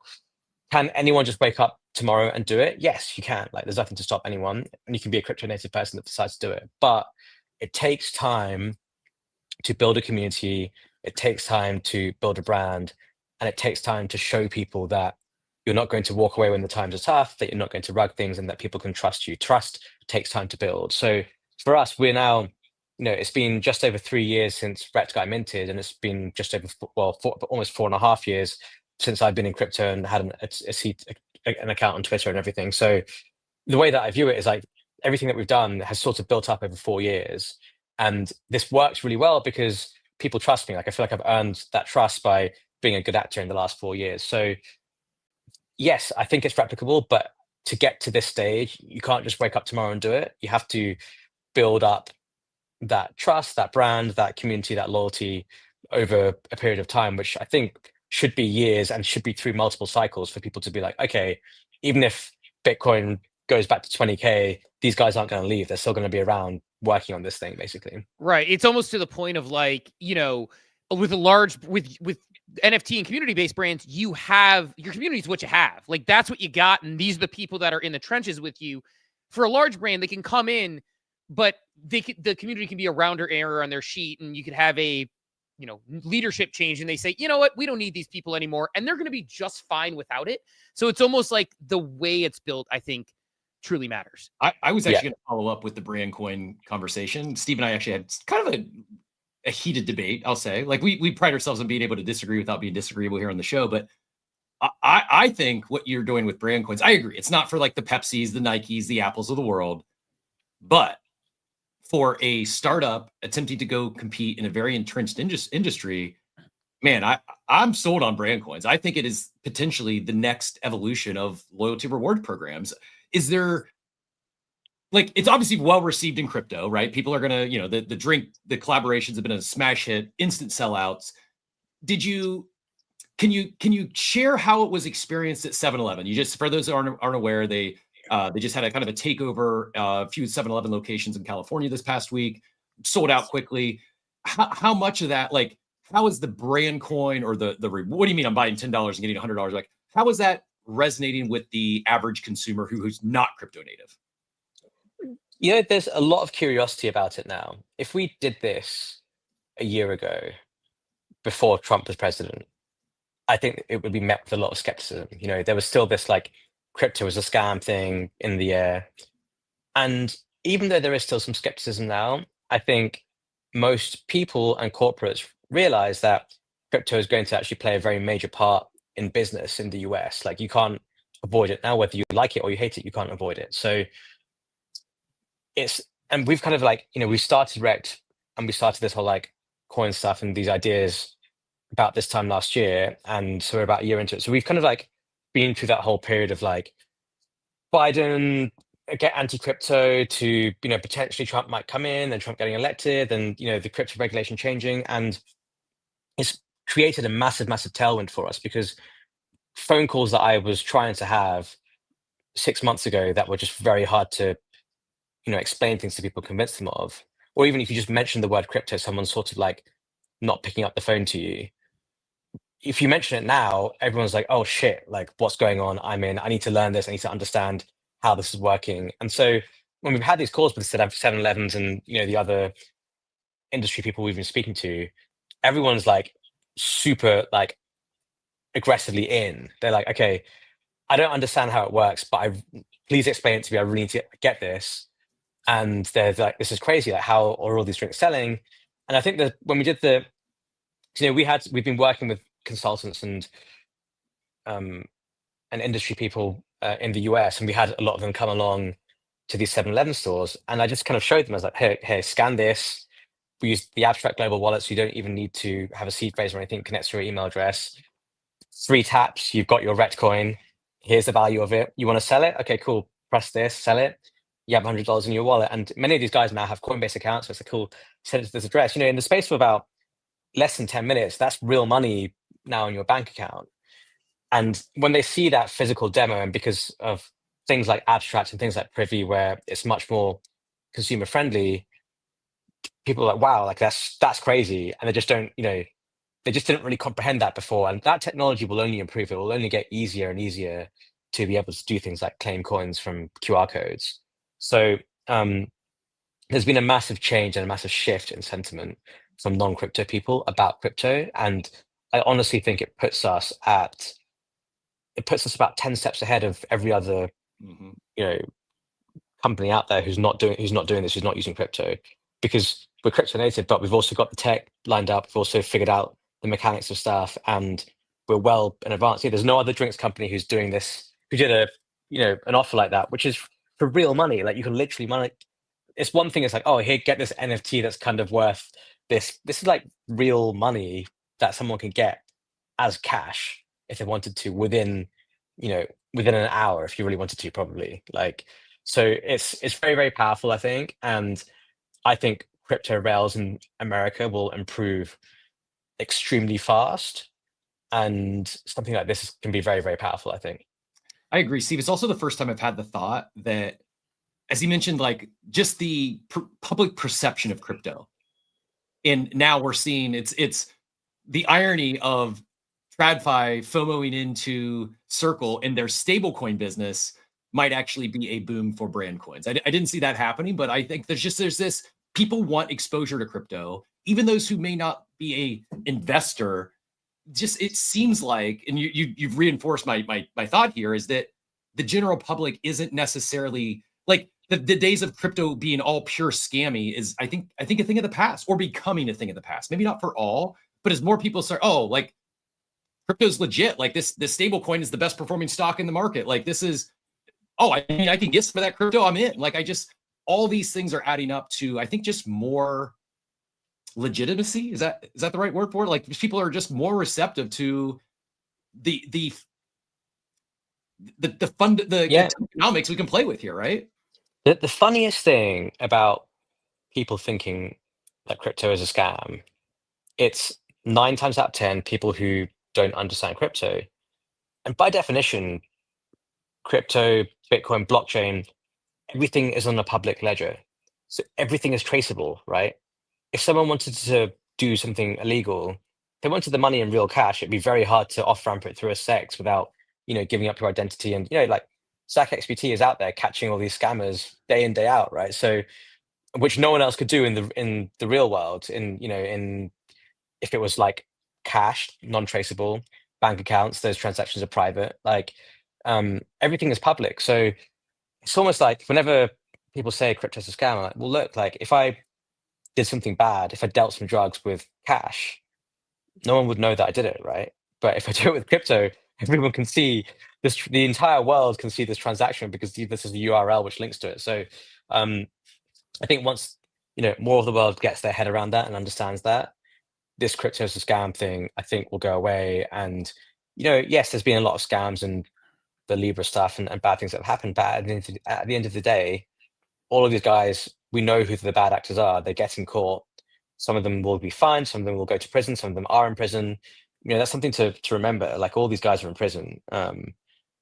So I think the perception of it will change over time. And the other thing is, I think lots of people will be using crypto without even realizing it's crypto. That's the other thing. So, yeah, I think that's the direction it ultimately goes, is that people, people are like, when does mass adoption come? I'm like, not when someone buys your ETH bags. It's when we're using the technology without knowing we're using the technology. And then, when it's on your 6-inch screen in your hand and you're pressing 4 buttons, the way Privy and other things, what you're doing with the cans, and that makes a lot of sense. So may have to have you on another time talk brand coins in detail, because I do have a lot of thoughts on it, but I don't want to derail us too hard. Because I actually like Rekt as a brand coin. So agree with Rekt as a brand coin, and in certain spots, I think it's very specific in success, at least at the current moment, maybe not in the future, but I think a good discussion to have for sure.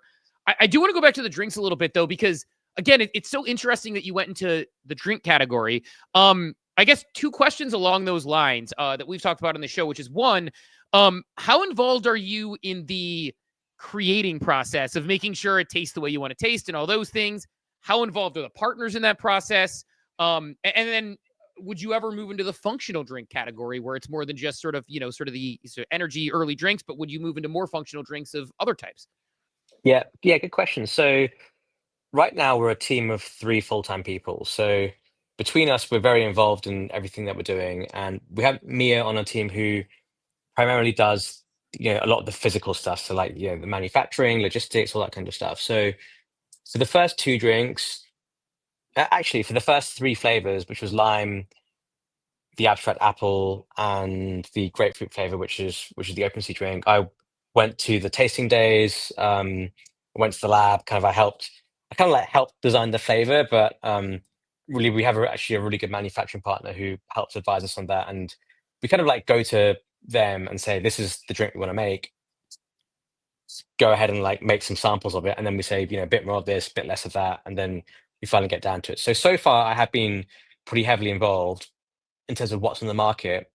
We have actually developed another 7 or 8 flavors, and we have also been developing functional drinks and functional products this year as well, in the last 6 months. So we'll have some of that stuff come out, and I've just gotten so busy that I haven't been able to go to those days anymore. But to be honest with you, like Mia has a way better judgment of taste and that kind of stuff than I do, and I think that's the part of the work she really enjoys, because I really kind of enjoy like the crypto side of things, the marketing side of things, the business side of things. So going forwards, I think I personally may have less of an involvement in devising these flavors, and we'll have someone joining us full time, hopefully next month as well, who's founded a 7-figure revenue drink company in the UK, and he's going to be leaving that to join us. So we sort of had the drink side of things, I think, covered, and I think I'm going to trust those guys to continue to make good stuff while myself and Taz focus on the other stuff. But yeah, at the beginning I was very involved with it, but increasingly less so now. So Liquidated Lime comes out. I had it at Paris, loved it. Went back for like 3 more. I was the guy at the Costco sample line who kept going through with like a different mustache or whatever to grab the next one. So really enjoyed that. Then you do Abstract Apple, you do Shipwrecked, and then Jupiter drops. How do you make this decision? Like the wave marketing, the idea of going to brands and using their unique selling point and offering rewards within them. How did this come to be? Like, how did you come up with it? Was it just collaborating with Abstract? Did you come up with it your own? Was it one of many ideas? Like, how do you end up doing this? Because it's been extremely successful in the execution. Yeah, we never had that plan to begin with. It was never really the idea. And it kind of happened by accident, I think. Like, we did Liquidated Lime, and after we did it, in my head, I was like, can we just keep repeating the same thing? Or are people going to get bored of it? Yeah, sure, we can have a new flavor.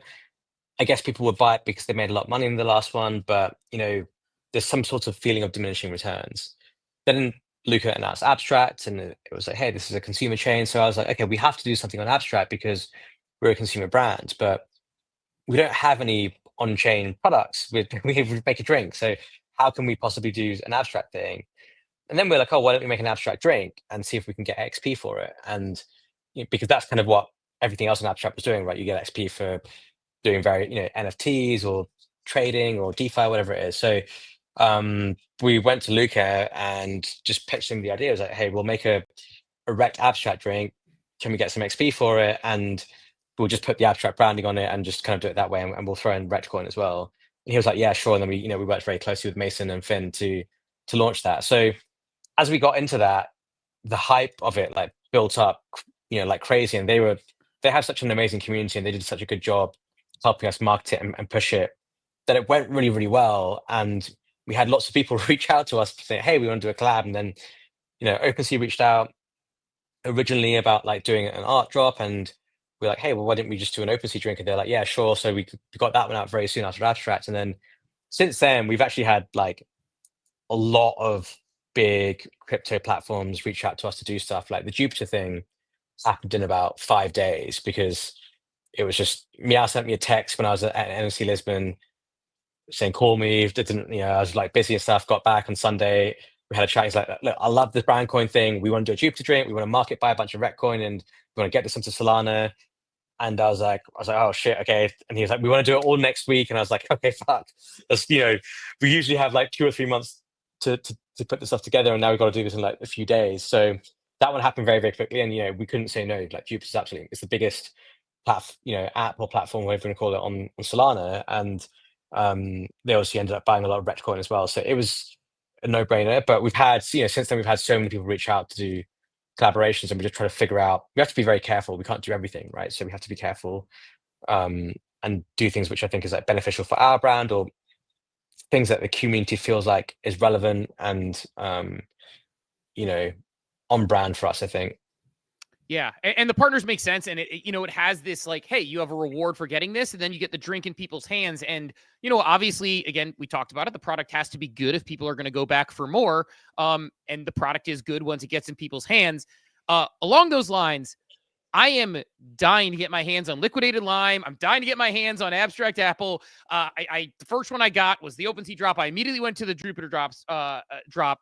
I love the idea, like what you do with 7-Eleven, as far as like you can go to a brand and say, we have this rabid community. So in small batches, you can almost create this, like, it's almost like when the rare food truck goes out and people are like, ooh, I got to go get that, right? You have that same sort of marketing mentality. But is there going to be a time when I'm able to get the other drinks just to own, or is it, are you going to keep that scarcity model going strong? Yeah, there will be at some point. I think there is actually, believe it or not, there is actually demand for just drinks. Like people just want the drinks, whatever, to have on your podcast and streams, just to have in your house as drinks. There is demand for it. So at some point, yes. And this whole thing will only truly fulfill its potential if we are global and selling, yes, exactly. Selling, It's unopened. It's staying in keeping it sealed. Nice, love it. But if we sell as many drinks as physically possible, that's when the value of Rekt goes up a lot, both as a company and as a token. So that's definitely the goal. But for now, I think we just have this good thing with the scarcity stuff, and these quick sellouts are, really, they make a lot of noise in the traditional industry and also in our industry. So for now, I think we want to keep with it, but eventually we'll have a normal store where you go onto rekt.com and you can just buy drinks, as you want. So with those partners in mind, again, you had some great partners, and I'm not saying any of them aren't like amazing, because I love, I'm a big fan of OpenSea, big fan of Abstract. We love Abstract. If there's like a dream partner, maybe in or out of crypto, that you're like, if I could partner with anybody to do a Rekt collab, it could be a person or a celebrity, it could be a brand in particular, it could just be someone you admire in general, or a brand you admire, who would be like the dream, I can't believe we just did this?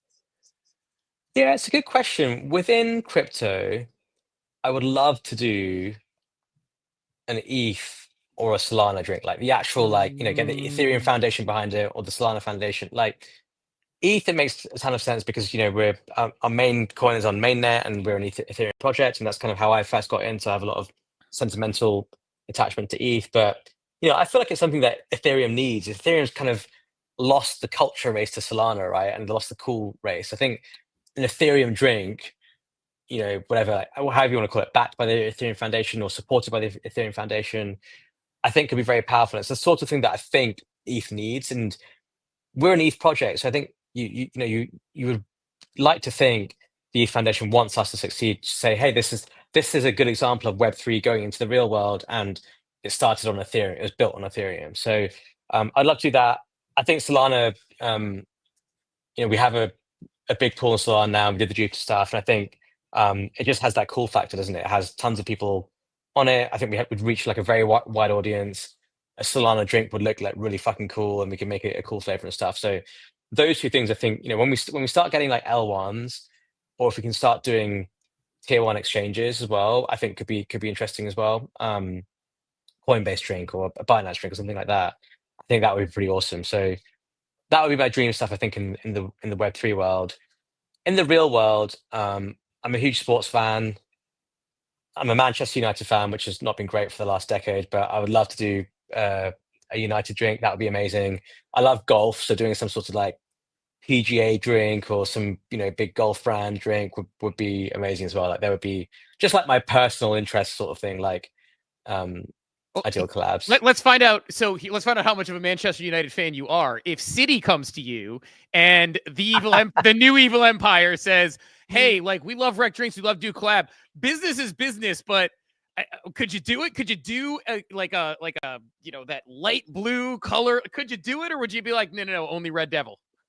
I'm a pretty like hardcore United fan, so my instant reaction is no. But I know the rest of my team would say, what the hell are you doing? Like, obviously, should take this. So I would find it very, very difficult. I'm not gonna lie. But we'd have to see. We have to see when it comes down to it.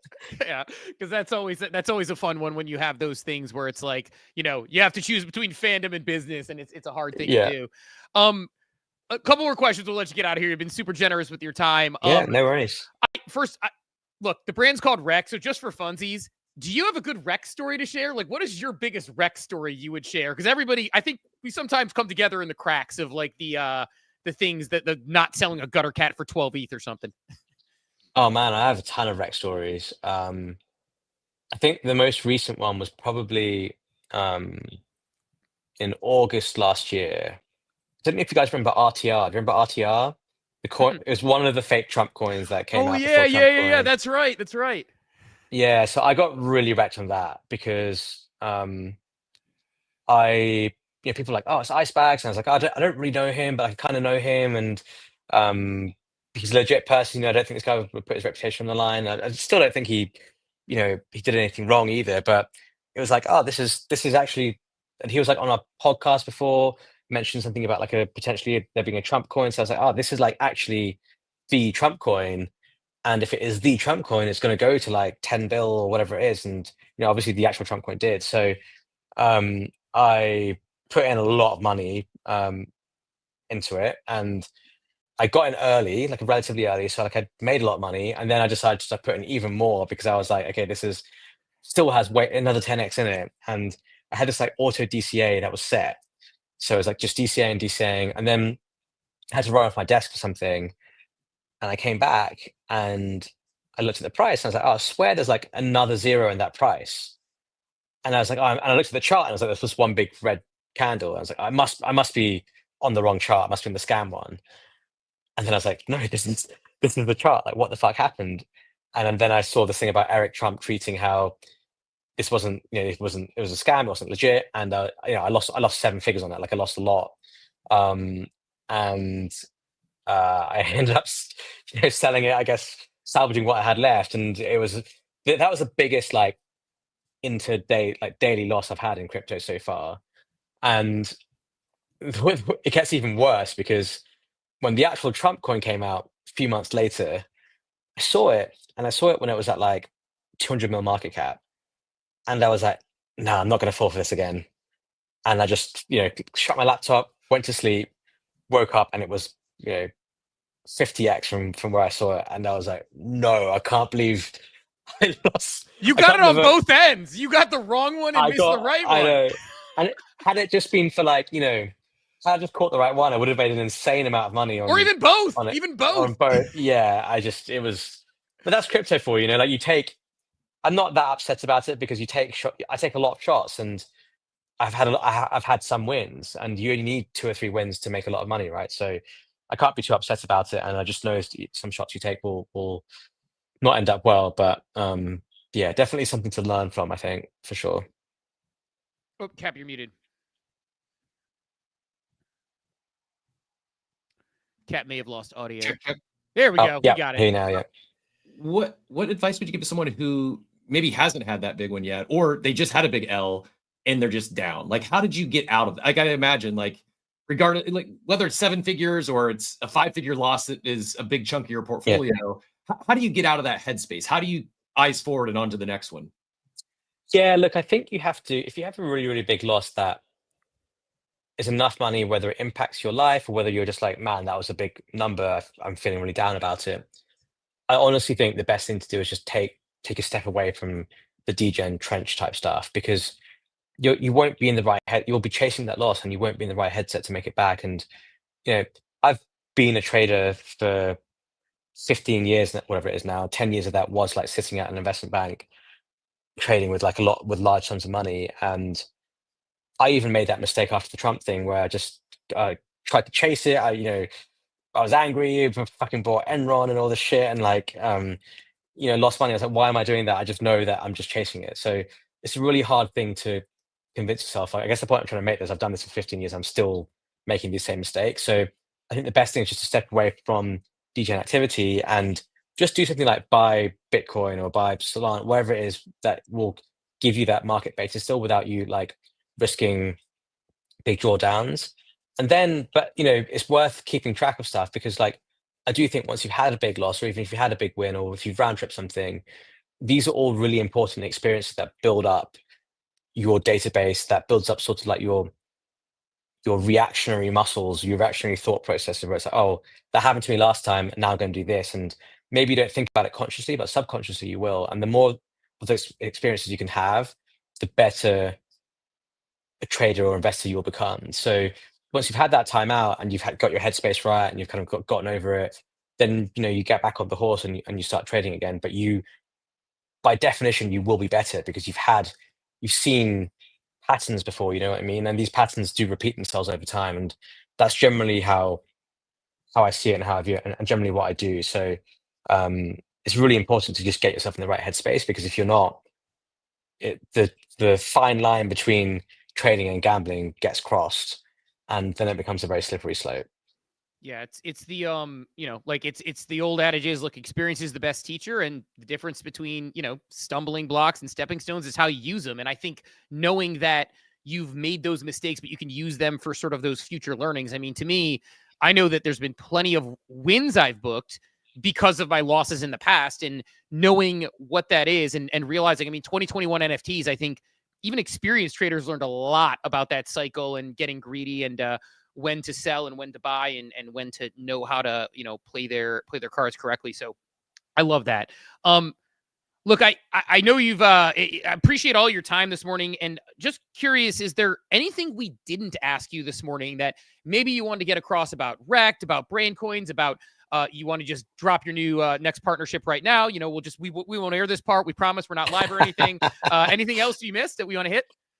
No, nothing else. I just wanted to thank you guys for having me, and thanks for the patience, because I know we've been trying to organize this for what I think maybe months now. So I'm glad I managed to finally come on and chat with you guys. And yeah, no, if for someone out there who's not already involved in Rekt, I'm not saying go out there and buy Rekt coin. I'm not pushing that, but I am saying spend some time to look at what we're doing, because I do think it's very interesting. I think it's very experimental, and we were kind of shooting in the dark to begin with, but I do think we are on a very interesting path right now with a lot of momentum. So just for the sake of doing, something cool being built in Web3, I'd highly, urge people to have a look at what we're doing. And you can either follow Rekt Drinks or follow me, or go to rekt.com to see the information. But yeah, I would, highly advise following the story, because I think I know it's only going to get more and more interesting. You decide you don't want to do a coffee drink, we're in. Yeah, exactly. Right on. Exactly. Also, I did share the double XP party. You mentioned NFT. Yes. For anyone, it's pinned up top for anyone that's going to be at NFT NYC. You're probably going to want to check this one out. Double XP with OpenSea and Abstract. I guess the registration link is pinned in the first comment in that chat, but that's up top. What plugin have you got there with the that little number behind the next to the handles? Oh, that's your wall chain one, I think. Wall chain gives you gives you like a little score. I actually took it off because I found it distracting. But every time Cap looks up, although mine, sadly, it went from 420 to 421 recently, so it's not as exciting to see anymore. So I'm like, that's it. I'm getting rid of it. So yeah, they should make it where it's like the ranks are like 69, 420, and kind of numbers like that. That would get people going. But yeah, thanks for joining us this morning. And we'll definitely have to have you on again soon. And Rekt Drinks party tonight. I might see you in a few hours. So awesome. Right on. All right. Cheers, guys. Yeah, really appreciate it. Have a good one. Thanks. Bye. Cap, again, some of our favorite stuff in this world is when people do real businesses that they build in Web3. And so glad we were able to get him on and have that conversation, and really just talk about the direction he's going. I didn't want to go too hard down the brand coin route, only because I think that could be a pretty deep rabbit hole. I would love to actually have the discussion in earnest, but there was a lot to cover. I think it'd be a great panel discussion. Get a couple people, others that are either building brand coin or very pro brand coin, some others that want to poke holes in it and don't think it's the future of loyalty reward programs. I think it'd be a really interesting discussion. You're trying to turn me into Douglas Murray, is what you're saying in this instance. Got it. Just go. Have you ever been to war, Steve? Sorry, that's actually a bad time. Have you ever been to brand coins? I don't know. It's should like should not have dropped in it. Yeah, I'm just, well, actually, someone with Douglas Murray, me, even though I do own a brand coin, it'd be like, have you ever owned you've never owned a brand coin, and you're talking about brand coins? Was what Douglas Murray, but no, but he was actually, again, he's great if just not in a point where he's on Rogan in a trap. So, Cap, I think good discussion today across the board. Anything else I think that you want to make sure that we hit before we get out of here? I might jump out a little early because I've got a couple things that I got to skedaddle and get to just to keep myself moving, but wouldn't be opposed to ending a few minutes early unless there's anything else we want to hit on. Anything else to cover this morning market-wise? I think good day. If you weren't paying attention, there was a very I guess candid would be the word, video floating around from Trump this morning. I thought it was AI at first, and it's not. Appears, yeah. He dropped the F-bomb. He's very frustrated with both Israel and Iran, and I don't know what happens. I don't know what it leads. The ceasefire lasted for like 10 seconds, and then it was over. Market's still pretty green this morning, so that's reading between the lines. Like if the market is telling us like it's hopefully near the end, it feels like an honest moment where it's like, actually, like, no, I'm not a war hawk trying to nation build. Like, I just want this thing to end. So, like, I think that part of it is, as weird as it is, him going F-bomb and seeming that annoyed is probably a positive indicator in the direction of actually having the motivation of peace, which sounds weird because, most of the time he's got his act he's putting on, and that's every president's got their act in a different way. Like, for Obama, it's like very polished and straightforward no matter what he's being asked for. You don't see him break character. This felt like a break character moment. Like where it's like, yes, he was being dead honest, but like it wasn't his typical like throwing a little bit of a jab or a random, kind of anecdote out there. It was seemed like a moment of genuine frustration, which I think that's probably the markets are like, okay, this is probably working towards wanting to work towards peace. That's my read as well. I think markets are viewing it as, okay, it seems, authentically does not want this war to continue. And now, if you take that, I mean, obviously I'm just interpreting like a 30-second clip of the video, but I read that as the U.S. will be applying pressure on both sides to end the madness over there. And I would be a fan of that. So other than that, we do still need to pick our winner, and then we can let you get out of here. I also did pin up a top. If you're looking for another space to jump in, there's a Let Me Buy Your Ape Chain NFTs coming up here at 10 a.m. Eastern. Our friends Board Dev and Blue Eye Queen are going to be on there talking about Happy Ape and the Blue Angel Bot. A couple great creators over on Ape Chain joining that space here at 10. That's posted up top if you want to join that. And let me pick a number. Pick a number between. I need to find the repost tweet. We'll say one between 1 and 10 again. 6. That means our 1, 2, 3, 4, 5, 6. Our Caps Clutch Market Parlay of the day. I should share my screen so you guys can. This is how we're doing Twitter pickers. Is I go to the last space reposted. I'll have to mix it up now since you all know my formula. He said 6, so that is Jason, our buddy NFT Hoarder, wins yesterday's Caps Clutch Market Parlay today. Shoot me I'll send you a DM right now, Jason, and just shoot me your Ape Chain address, and you've got that that parlay cash out coming over to you. With Ape Chain on top and Billy Betts. I got to give them both credit. Yes, it is a Clutch Markets partnership, and we're grateful for that. It helps us pay out these winners. It's not me though. I can't take credit. I'm not this good. I mentioned earlier on a heater, 4 days in a row, 9-0 on my last 9 bets, all courtesy of Billy Betts' conviction score running. You want to talk about a real heater? I think our guy Bunchu has that thing dialed the F in. Yeah, at some point we actually need to like look at the amount of money we've given away from BZ gifts to BC cash outs to this sort of stuff. It would be fun to go back and sort of try to figure all those things out because it's been a lot, man. It's been a lot of giveaways, and the Clutch Market is yet another one, and we'll have some more coming next month as well. But That said, let's let everyone say off into their day. We got Pons coming on tomorrow. We're gonna have a nice spirited discussion, I'm sure, about at the very least about how you pronounce XEET.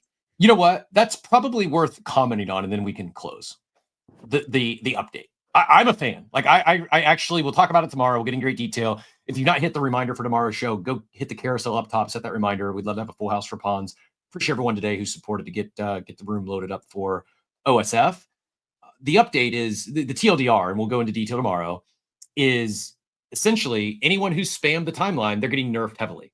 Jack and I said, I was like, the only way this works, they have to nerf those who spam the timeline.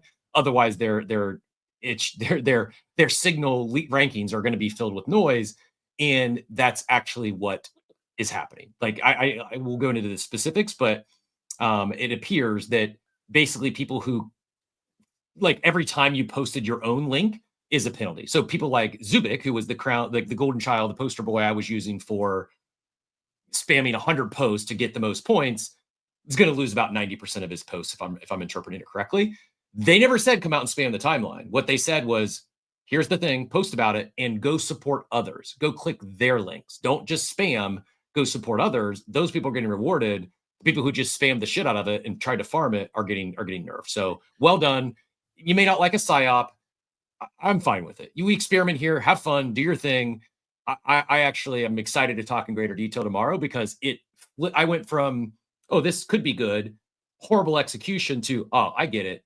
Pretty actually really good execution. And it got me really excited again for what I believe them to be building. Yeah, I don't like it. But we can get more into it tomorrow when we talk about it. I think I just think it's a mean-spirited move to be like, you have a referral link, and oh, by the way, if you share your referral link, we're gonna penalize you. And I know it's like, oh, we're penalizing spam, but like the lack of direction there, I think it's poor form to change the rules of the game in the middle of the game. They didn't change the form. They didn't change the rules. But there's an implication in this sort of thing in this space, and now they're penalizing people. Like, they should have just come out and done it in the first place. Now it's just like, it's mean-spirited. It doesn't make sense to me. I don't like that people were spamming the timeline. I didn't like the campaign. I don't like that they have a referral link campaign and then they say, oh, but if you shared your referral link a lot, you're in trouble. I find that to be really poor form. But that's we'll talk to Pons about that tomorrow. Like, if there had been something in the fine print, or they actually had something where they said this is going to be bad, it would be one thing. But I'm not even putting it past it that it was a reactionary response to how people got annoyed by it. And so I'm not a fan, but we can talk to Pons about it tomorrow. I think it's you give people a referral link, then they're like, but if you shared it too much, then you're in trouble. Like, doesn't feel good to me. It feels icky, but we could so I don't think they're in trouble. They're just getting nerfed back to if they had posted it once. We'll hear from Pons tomorrow, but my understanding is that they're not in trouble. They're not like blacklisted from the thing.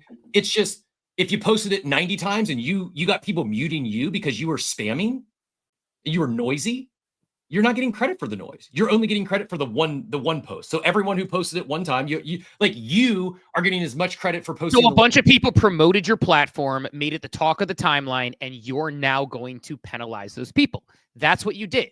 And so that to me is like, it with hey, this is signal. We don't want noise. We don't want spamming to the timeline. People did the spamming of their own merit. They weren't encouraged to do that. In fact, if you go back, they created the mechanism, though. They created the mechanism. They gave a referral link. If they didn't want spamming in the timeline, they could have said sign up for this platform and had no referral links. Like, having the referral link isn't imply that you want people to get referred. So all the people, it's the opposite of what makes Kaido great. It's like everything, you promote your brand, you get people, and not the spam part of it, but it's like, hey, thanks for promoting our brand and making it the talk of the timeline and taking it over. Everyone's giving Pons credit for getting and taking over the timeline. Oh, by the way, the people who did that, we're going to penalize you. Like, that feels gross to me, but that's also like, we'll talk to Pons about it tomorrow. I don't like it one bit. But we'll talk. And then it may not be your favorite. Had they not implemented this, I think it's awful. Like, it's just, it kills their entire vision and what they actually are planning. Like, maybe it was reactionary. Maybe this wasn't the plan. I believe it was the plan, and teach their own. Like, they chose not to share all the details up front. It won't be the first time in crypto we saw that. And I don't know, I don't think it's that deep. Like, it was a new experiment. It got out of control and they cut it down. They shut it down every 8 hours. So either way, should be a fun conversation tomorrow. Looking forward to it. We did have Captain Dad Pants jump up on stage. If you got a quick one. Steve's got a hot out here, but if you can get in here with a quick one, go ahead. Yeah, I'll go real quick. I agree. I think it's reactionary, and I think it's just because, or I guess I'm coming from that reason because when you clicked someone else's link, you got 100 points, but when someone clicked your link, you only got 50 points. And so I don't know. I feel like they were kind of penalizing you that way already, and so they were trying to set it up that way. And so for them to come back and change the rules and kind of take a larger cut out of that, I don't know. It kind of feels like if, like in NFL terms, it's like coming back now and saying like you're not allowed to do the tush push, even though like you were like kind of like breaking the rules, or not breaking the rules, but like going around the rules to score points, and now they're taking those points away from you after the season's ended. Yeah, it would be the NFL saying the Philadelphia Eagles didn't win the Super Bowl because they used the tush push. Now, just kidding. Like it's changing the rules after the fact. I agree, except they weren't rules. They didn't say these are the rules. Like people are making up the rules in their own head.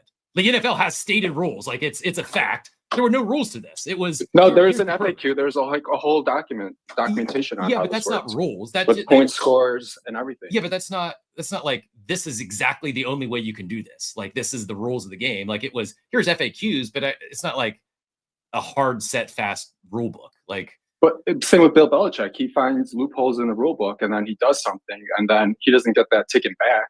They change the rule moving forward. But they did. They take away. Right, but they retroactively changed the rule. You know, they had a rule in place, 100 for someone else's link, 50 for your own, and then they changed the rules after the fact because they didn't get the results they wanted. Which again is fine. It's reactionary. He could say he planned it all along. Maybe he did. I get what you're saying. Like, is it good that like I think it's one thing to be like happy that people who spammed are getting penalized. I think it's another thing to say like they basically got your platform all this attention, and now you're going to penalize them after the fact because you got a bad reaction from people because people didn't like the fact that your incentive design for what you launched didn't align with your whole entire ethos. People get nerfed. Do you think they fade it now? Like the people like the Zubiks of the world who posted 50 to 100 times and just spam the shit out of it, and they lose all that. Do you think they give up, or I don't think they do. I think they continue to support. I'm just guessing. I could be way off. No, I don't think it has to do with whether they do or whether they don't. I don't know. I don't think it's even about that for me. I honestly, like, I'm putting out an article about InfoFi probably in the next like 10 minutes before I skedaddle. And I'm not confident that we need 75 different InfoFi platforms anyway. Like, I think WallChain's interesting. They've got some clients already that are pretty normal and are pretty good. I think that Kaido's good. They're dominating, maybe getting a little saturated with a lot of the clients they have. I think if it scales, it looks completely different what it is now. That's sort of what I focused the article on. But I think that like, do we need, like, what's Zeet going to do? Like, who can they possibly partner with that's going to make it, that's going to outkick sort of the Kaido, and Kaido has a whole staking mechanism, these things. It's just going to be another mechanism for grind. I don't know. So I'll be curious what Zeet looks like when it comes out and who their partners are and what they're trying to do with it. And I'm going to be really curious, as Pons, what makes it signal over noise besides, I don't know. So I think good discussion for tomorrow, but I'm with Captain Dad Pants on it. It's just sort of modifying the rules after the fact. But with that said, let's let everyone get out of here, including myself, because I have to skedaddle here momentarily. So safe travels. Enjoy New York, everyone. Hit up the double XP party tonight with Abstract and OpenSea. And safe travels to all you head in NYC. Yeah, looking forward to seeing some friends. Appreciate everyone who came through. And we'll talk to everybody. We'll talk to everybody, including Pons, bright and early tomorrow morning at 8 a.m. Eastern time. Have a wonderful, wonderful day, everybody. Thanks for tuning into Coffee with Captain, powered by ApeCoin. We hope you enjoyed the show, and remember, nothing we discussed today is financial advice. Until next time, keep exploring, stay curious, and we'll see you soon. Have a great day. Welcome to the future.